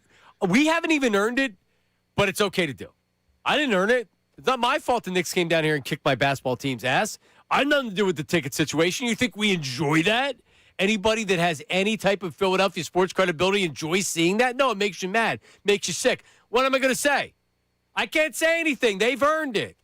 No, Josh Hart could take shots. Oh, I thought this was a sports town. Yep. Am I going to blame the fans? Man, like I said, I don't know how it works. I do want to give a shout-out to Jalen Brunson, though. He doxed him. I thought that was pretty funny. Now, whether it was real or whatnot, but he put out an image of the map where Josh Hart supposedly was shopping at IKEA, I guess. I thought that was pretty funny. I could see that. I mean, I don't know. Probably AI. Can we even laugh anymore? No, there's no laughing. No, none. Right? No laughing. Yeah, it's all over. It's ugly. Coming up next, here's the big question. They want to run it back. Fans are going to be like, no, I can't do it again. Are they going to make changes? All right? Ramona Shelburn of ESPN will tell us her thoughts and kind of her feel for where the situation is. Because, are the Sixers going to explore trading Joel Embiid, or are they going to say, no, we have to trade him? Is Daryl Morey going to be the one doing that? And by the way, the relationship with Daryl Morey and Joel Embiid, can that really coexist? I mean, geez. A lot to talk about Ramona coming up next. Don't go anywhere. Now on 97.5 The Fanatic Sports Update. New season's end. I'm Ray Dunn with this Fanatic Sports Update. Both the Sixers and the Flyers saw their season end over the weekend. Yesterday was the 76ers getting crushed by the Knicks in Game 4, getting swept by New York. They're down 19 points after the first quarter, and they lose the series 4-0. After the game, Nick Nurse. I mean, listen, we got beat by a really good team that's better than us tonight. I mean, I think nobody wants to lose the way we did tonight, without doubt. But our team went through a lot of ups and downs, and I think we hung in there really well for the season. Team that did hang in there really well in their Game 4 were the Flyers. They lost 3-2 in overtime to the Hurricanes. They did get swept by the Hurricanes. Both teams going out in the second round of the playoffs. Phillies won the series over Colorado over the weekend. A 6-0 win yesterday. Christopher Sanchez with a great start and Kyle Schwarber with a pair of home runs. This update is brought to you by AAA Tire and Auto Service. Save up to $75 on brake repair at AAA Tire and Auto Service. $25 off one axle replacement. $75 off two. Terms applies. Ends May 30th. Visit AAA.com/mycar. I'm Ray Dunn, your home for the Sixers, Flyers, and the Union. 97.5 The Fanatic and The Fanatic.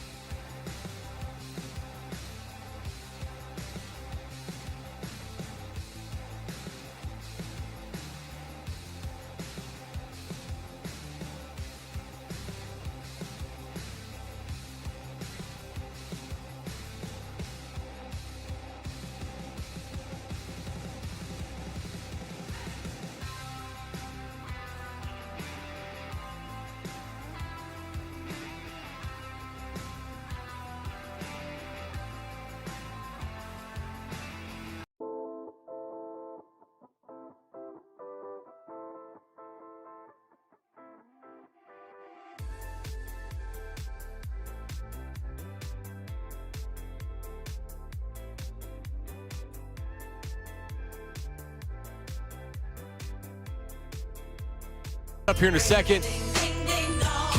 Sixers swept by the Knicks. I didn't see it coming, Sean. I thought they would get one at least, right? I thought game 3 they were going to get that one, and they opened up hot.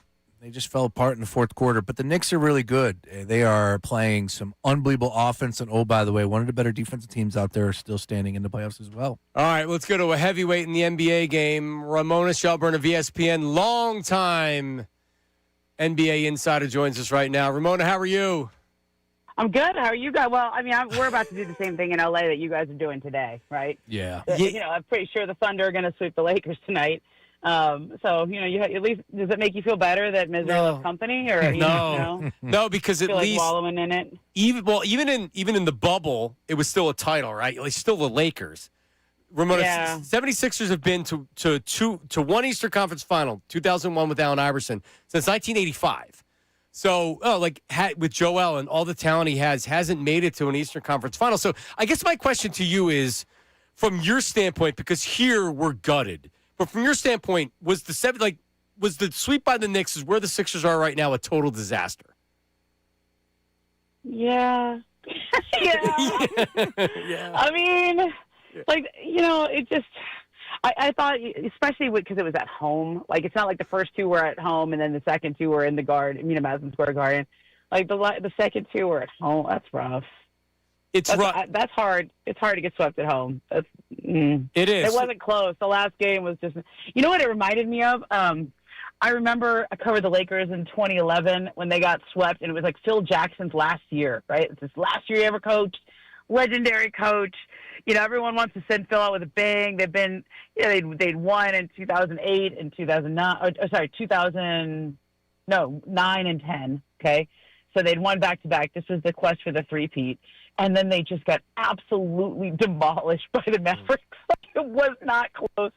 You're trying to send Phil out on a high, and instead he gets whacked by 30 in the last game. I mean, it just sucks. Sometimes it just sucks. It does. I don't know what else to say. So, Ramona, what we're saying is, well, who's going to be making decisions on what the 76ers do going forward? And obviously, Daryl Morey is the president of basketball operations. But at this point, it's more than a fair question of whether he's going to be back.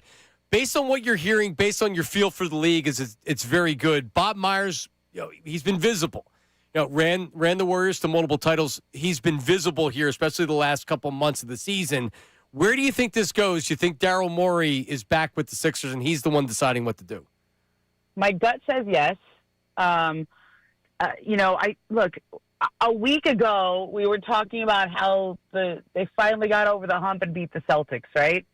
I thought that was really important. I think beating the Celtics in the way they did, coming back 3-1, I think that showed this team has it.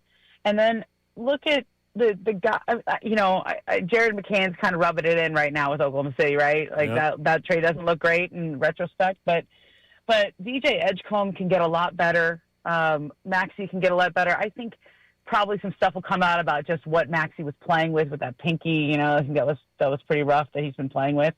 And I also just why would it change necessarily? Have to happen. I'll say this about Bob Myers. I don't think he wants that job, right? He's not trying to take over as the president. He has a good job working for Josh Harris, doing all the things for Josh Harris, right? With the Commanders and all the other things that he owns.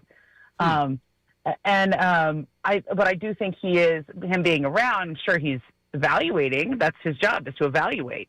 But I don't think that's a replacement for you, if that's what you guys are thinking. I guess, sorry to cut you off, but my question would be all right, your gut going into this series probably was exactly what you just said, but after seeing what took place yesterday inside that arena, don't you think things should change, or do you think, I'm sure you do, but do you think possibly things could change inside Josh Harris's brain after what took place? I mean, the Knicks fans came down here and drove. 75% of the seats were filled by the Knicks, and it was embarrassing. There's not one Sixer fan that is actually with their head held high today. So do you think that potentially what took place yesterday should change it?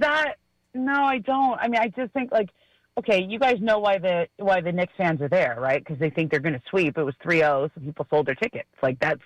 that's what happens. I know Embiid says, I'll cover you, or, there was all this stuff about trying to, but they were down 0-2 going in. I think the first 2 games were more competitive than the second 2 games, right? But Game 2 I don't think it has Game anything, 1 was 137, okay. whatever. Yeah. Right. But, it's they sell their tickets because the Knicks. It's not. Is it Daryl Morey's fault people sell their tickets? I mean, we have the same issue in LA. The Rams fans sell their tickets to 49ers fans. It's a big problem, and for the Rams, and they just they don't even fight it anymore because they understand Niner fans live here in LA and they are willing to pay top dollar, and people pay their entire season ticket. They'll cover the cost of their season seats with one day. If they sell their seats one day, it sucks. I understand why the Sixers hate it, but I don't see how that goes at the feet of Daryl and the organization there.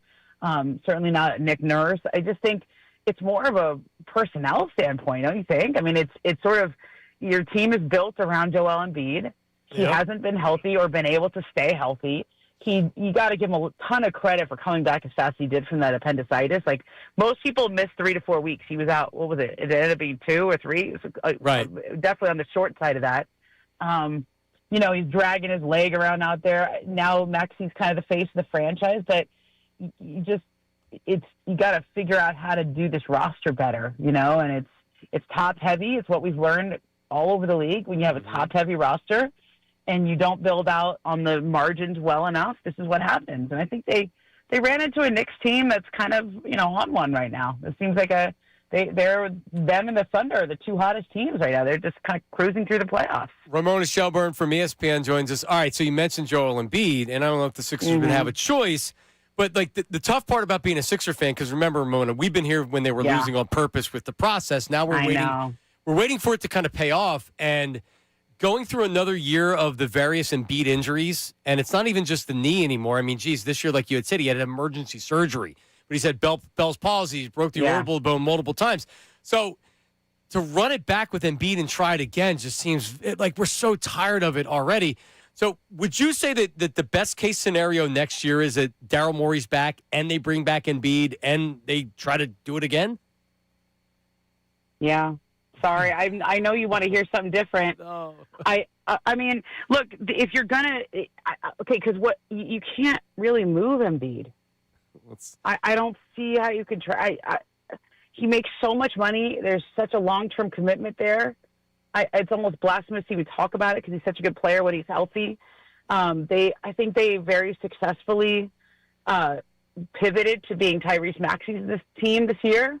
And whenever Maxi's health issue comes out at the end, I mean, I know he was playing with a pinky thing. I think it's worse than you realize, or he would even say, right? But I think they shifted some of the emphasis off Embiid so that they weren't so dependent on him.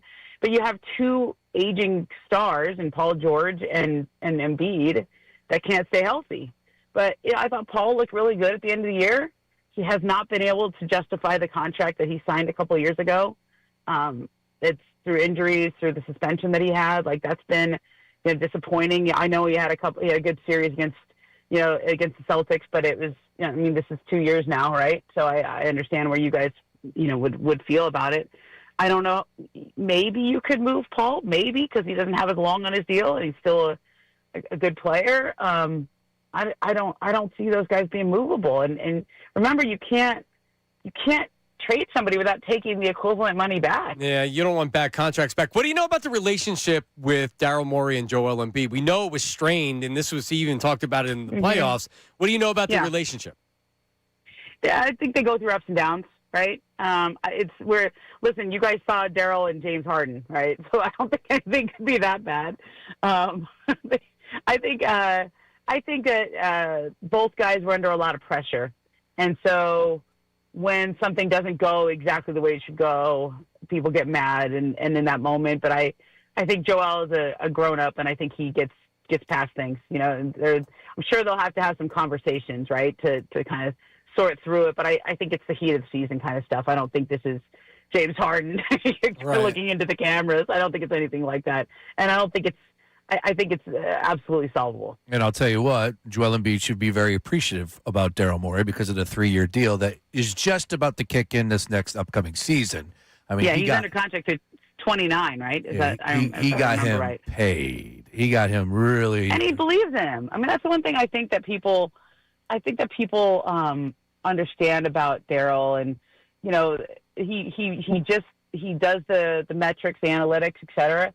And he understands, like, if things all go right, if he's healthy at the right time and everybody's healthy, you know, and the matchups go right, he looks at everything. You have to see how he looks at everything. Is it what's the percentage chance that your team has to win a championship? And I think this year's team was one of the best percentage chances that he's ever had. I'd have to ask him that, but I remember having that conversation at one point. And I think, you know, just in terms of what they have on paper, and then it's just luck, roll of the dice, matchups, injuries, timing, all those things.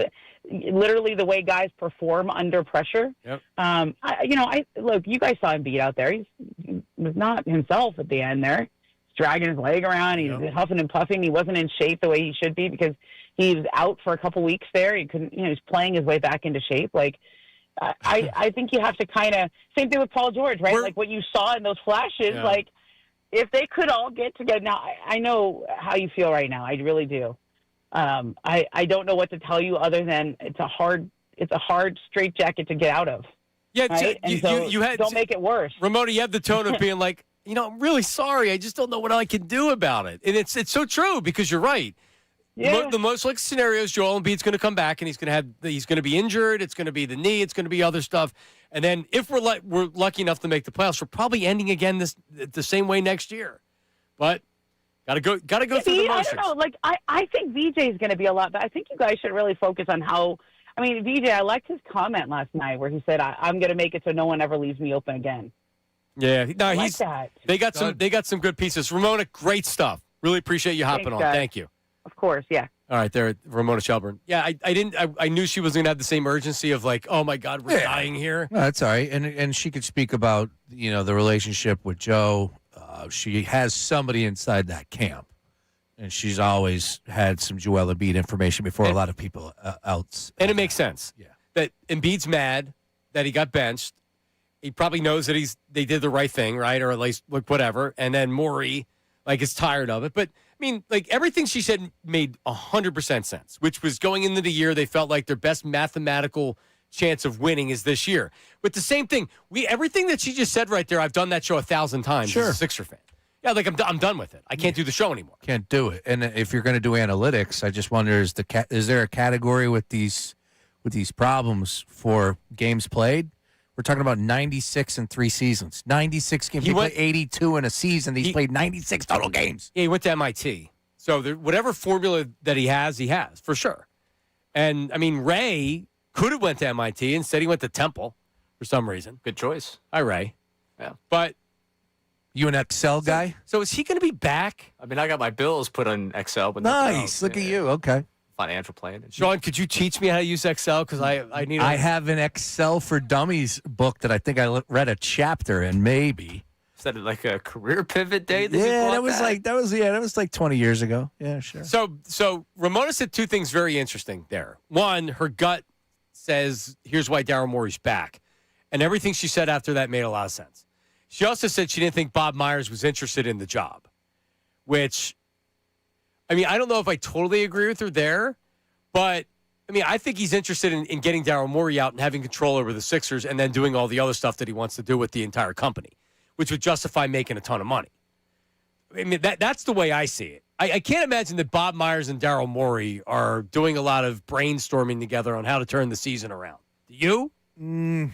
I don't know if I would with the guy that because think about it. Morey hasn't won squat. Myers comes over whether he built the team or not. He's got multiple championships. No, I don't think there's a whole lot of communication happening between those two guys, right? I think, Daryl Morey, we know who he is, and Bob Myers is probably like, hey, man, I'm not even officially an employee for the Sixers, right? Like, I'm sure Morey is kind of a little sensitive to him even being around. He could read the writing on the wall. And meanwhile, he's standing next to the basket. Yeah, that dynamic. He's literally has Josh Harris, the owner's, your boss's ear. Daryl Morey only has one boss, and that guy has his ear. You're right. So Bob Myers ain't his boss. Correct. Because the minute he becomes his boss, he quits or he's fired. Yeah. Yeah, I really do. Like, I get it. Ramona, she was saying, look, that doesn't fall at Daryl. Yes, it does. It all falls at Daryl Morey's feet because he is in control of this operation. He's the one that decides on this roster construction, and that's the reason why they lost 4 straight to the Knicks, including giving up 144 points in a do-or-die game. Like, yes, it all comes back to Daryl. Was that the most feeble showing we've ever seen? It was despicable from a team. They didn't care. Right? I mean, and it's not. I'm not even going to say it's not on the fans, but you had Knicks fans that were literally took over the arena. I guess in the depressing sense of if you want to bring the fans into it, sure. I will always go back to that Game 7. You had the opportunity to advance. You had a lead in that 2023 series over the Celtics. You went back up to Boston and you no-showed there with an opportunity to move on. Like last night, yesterday, going into that game, I'll tell you, I was defeated. Again, my soul left me on the walk through South Philly on Friday night. Like I was, the season ended. I was like, this is not going to be a team that overcomes the odds to win it. I remember that Game 7 and like going in there with, all right, you blew Game 6. Give me something. And it's like Tobias Harris is the only dude scoring points right now. I think someone else knocked down a couple shots. Might have been PJ Tucker who knocked down a couple shots in the first half. And it was like, they're still in this. It was PJ Tucker. It was PJ. They're still in this. They haven't gotten their guys. They come out in the second half. And I just remember listening to McGinnis, like just slowly the life leave his voice. And that was the most feeble I ever felt. 2023. Get excited. So Ray was walking around after the game. Did you have your AirPods in? Were you listening to the music? No, I was walking with my buddy. I was a little concerned for both of us because we're 2 to talk. And we just didn't have enough backup. There's nothing any fan could do in either of those 2 games. Don't you picture Ray after the game kind of walking home, listening to Coldplay? Oh, yeah. The Scientist. And we were all yellow. Yeah. That was me. Yeah, it's just brutal. Yeah, honestly, I said it earlier. It's like, what do you mean you're going to dare them? Like, I dare you. Just run it back. I want to see. You know what? Let's have an experiment. I want to see how the fan base reacts. I can already tell you what will happen, right? People are going to be pissed. You'll have more people lose their season tickets. And then during the season, inevitably, you're going to say that they're going to win the East. Oh. You just play it right now. You'll be there. Simple as that. You'll be there. It's as simple as that. Your team, your town, your Philadelphia 76ers are contenders for the East. It's as simple as that. Right. You'll get there at some point. You'll quickly be off it, but there won't be as many people that are invested. So when they're playing well, sure, people want to go down and watch them. But when it matters, it won't matter. And you're going to have less people that are willing to, like, if you spent money to go down to one of the 2 games, they play the Knicks next year in the playoffs, you spending that money to go down to see that game? Hell no. They should just say no. Keep them in Madison Square Garden. I don't want to go through that again. Seriously. It's not fun for any of the players. Now, they can stop it. But they look like they came into the game thinking, oh, my God, they're going to kick our ass, and they're going to be cheering the Knicks in our stadium. Yep. And that's exactly what happened. There's only one thing you could do, and that's play tough defense and make them work a little bit harder. But, man, they gave them all the open shots in the world. I mean, Deuce, he literally looked like Ray Allen.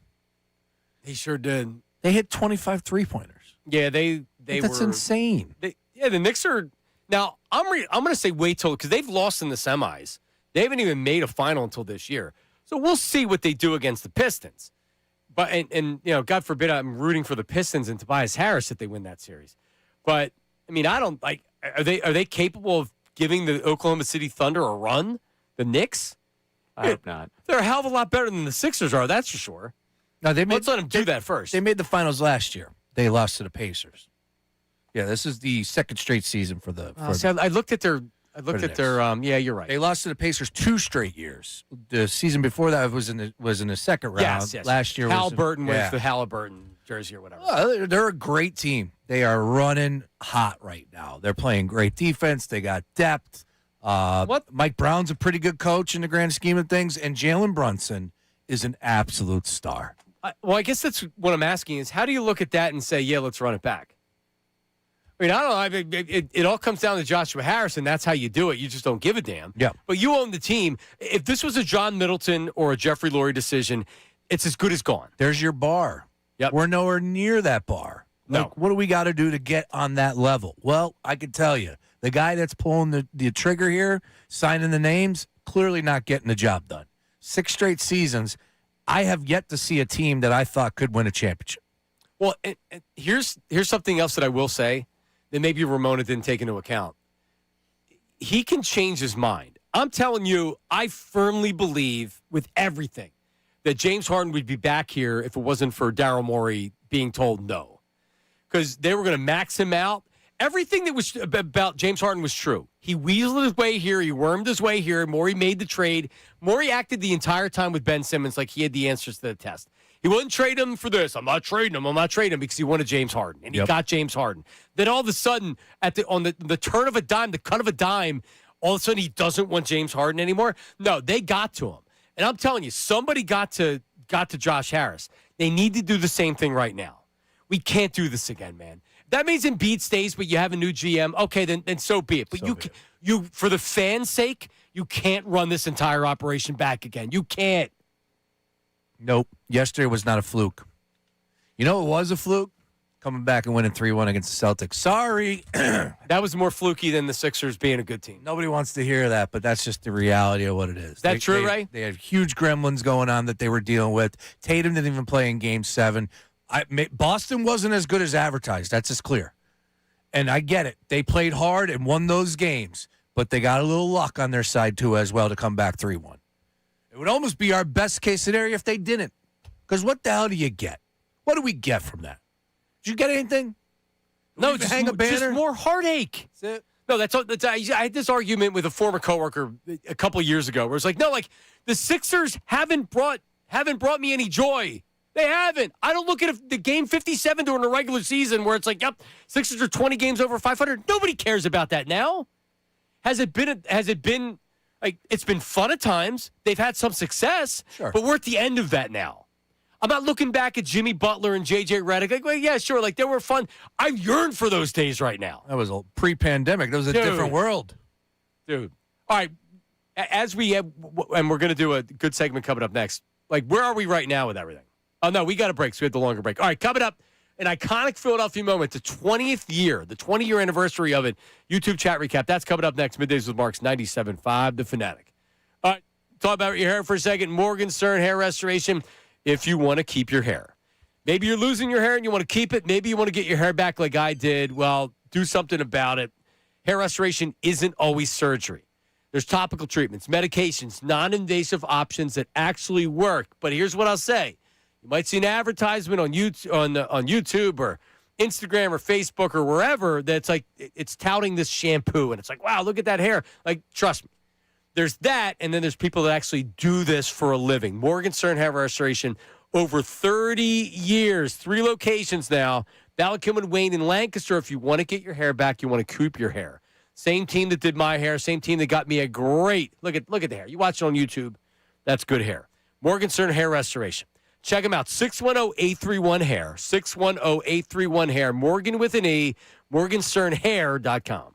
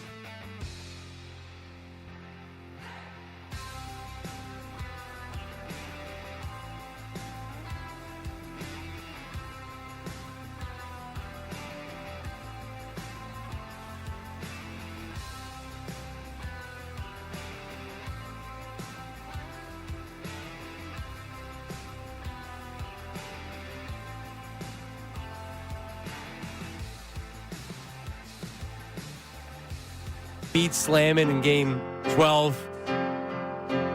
Here comes Maxey. There's VJ. Race. It almost feels like it's fall, but it's spring. There he goes, passing broad and shunk.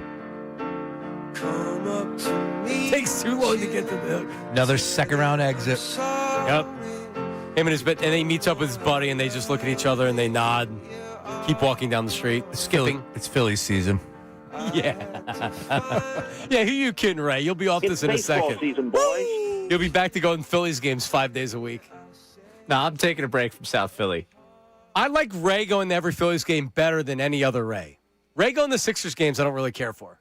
Ray, you're not making the trip up to Boston? Oh, I wanted to. Trust me. Okay. I wanted to. It sounds like if this series was a weekend series, I would have been in Boston. But you're going to San Diego next week. Yeah, I got like 2 weeks. Yeah, 2 weeks from today, I'll be in San Diego. Right, 2 weeks from about right now, I think I'll be settling into Petco Park for the first of 3. There you go. Oh man, being out in that center field, woo! That'll be something. No responsibility. All right, 20 years ago, Aaron Rowan going back. Do you have the play-by-play to it? We have Harry Callis. So Aaron Rowan, 20 years ago, made the catch with his face. Here's how it sounded. Driven to deep center field. Rowan back. Are you kidding me? Oh, what a catch. What a great, perhaps game-saving catch by Aaron Rowan. Oh, Harry's so good. I believe that was in the first inning. And I want to say the Mets. That wouldn't have been game-saving in the first inning. It was bases loaded. I think it was a 3. Oh, that's you know what? You're right. It was 3-0. Because I remember I had action on this game, believe it or not. And then Rowan saves the game, and I believe the Phillies ended up winning this game. They came back to win this game. Am I right, Ray? Any chance you got that up in front of you? I thought Phillies it was. won 2-0. Oh, really? All right, so the bases were loaded, and that's right. They would have scored 3, obviously, if that hits. Or off the wall. Was this a rain-shortened game? The hell is this? Wow. No. Well, it has the pitching lines, and Gavin Floyd only pitched for 5 innings. Gavin Floyd. Wow, there's a name. How about that? Reyes, Cliff Floyd, Beltran, Delgado. They had some players, man. That's had some players. David Wright. Was this 06? Yeah. Was that what it was? Sorry. Well, 20 years ago. Yeah, 20 years ago. It was a 5-inning game. Wow. That's crazy. Phillies look like they got a home run from Chase Utley and a triple and a double from Shane Victorino. But Aaron Rowan, remember, Aaron Rowan he played center field. He was also the right-handed bat that they needed to balance Howard and Utley. He hit 309 in 2007. Rowan did. He was a good player. In 161 games. Damn. Yeah, it was a good trade. He was a good player. Now, they let him leave because he was a free agent. He must have got paid. And the question was, who's going to be your right-handed bat to protect Ryan Howard? And the answer ended up being Jason Worth. So they ended up doing it. Victorino ended up turning into a great player. But, yeah, that was Aaron Rowan was good. And then afterwards, you have what he said afterwards, Ray? Here's what he said afterwards. For who? My teammates. And for what? To win. You know? That's what it's about. And that was the day after because he came in and he had the bandage on his nose and he had the big black eyes already. Yep. If you don't know the play, he went back in center field, bases loaded, and he caught it with his face facing that used to be a wire fence there, which they took down after Aaron Rowan. Yeah. And he just went straight face first into it. They used to have like this metal bar, too, that went around. They removed that as well. I think they changed a lot of ballparks because of what took place with Aaron Rowan. Yeah, it was crazy. And he was asked, because Ricky Waters, Eagles running back, he short-armed, he alligator-armed a throw across the middle, and he was asked about it after the game, and he said, for who, for what? Why would I put my life on the career? Whatever he said after that, but he more or less said, for who, for what? Why would I get hurt? So Aaron Rowan was asked the same thing about Ricky Waters, said, who, for what? And it was his answer, for who? Yeah. You know, and it's a good player. Bringing it back to what we were talking about with the Sixers, like Joel Embiid has put his body on the line a lot for this franchise, for this team. And he would say something like that, right? Like, you know, I want to be out there for my teammates. I want to be out there competing. He would. But there are plenty of other opportunities that he has not met at the moment. And now here we are, present day in 2026. I feel like Embiid's been here since Aaron Rowan. I feel like I've been watching him for the last 20 years. We'll see, man. This conversation Will is going we to be see? fun. Yeah, we'll see what they do. Yeah, I honestly, where you at percentage-wise that Morey's gone?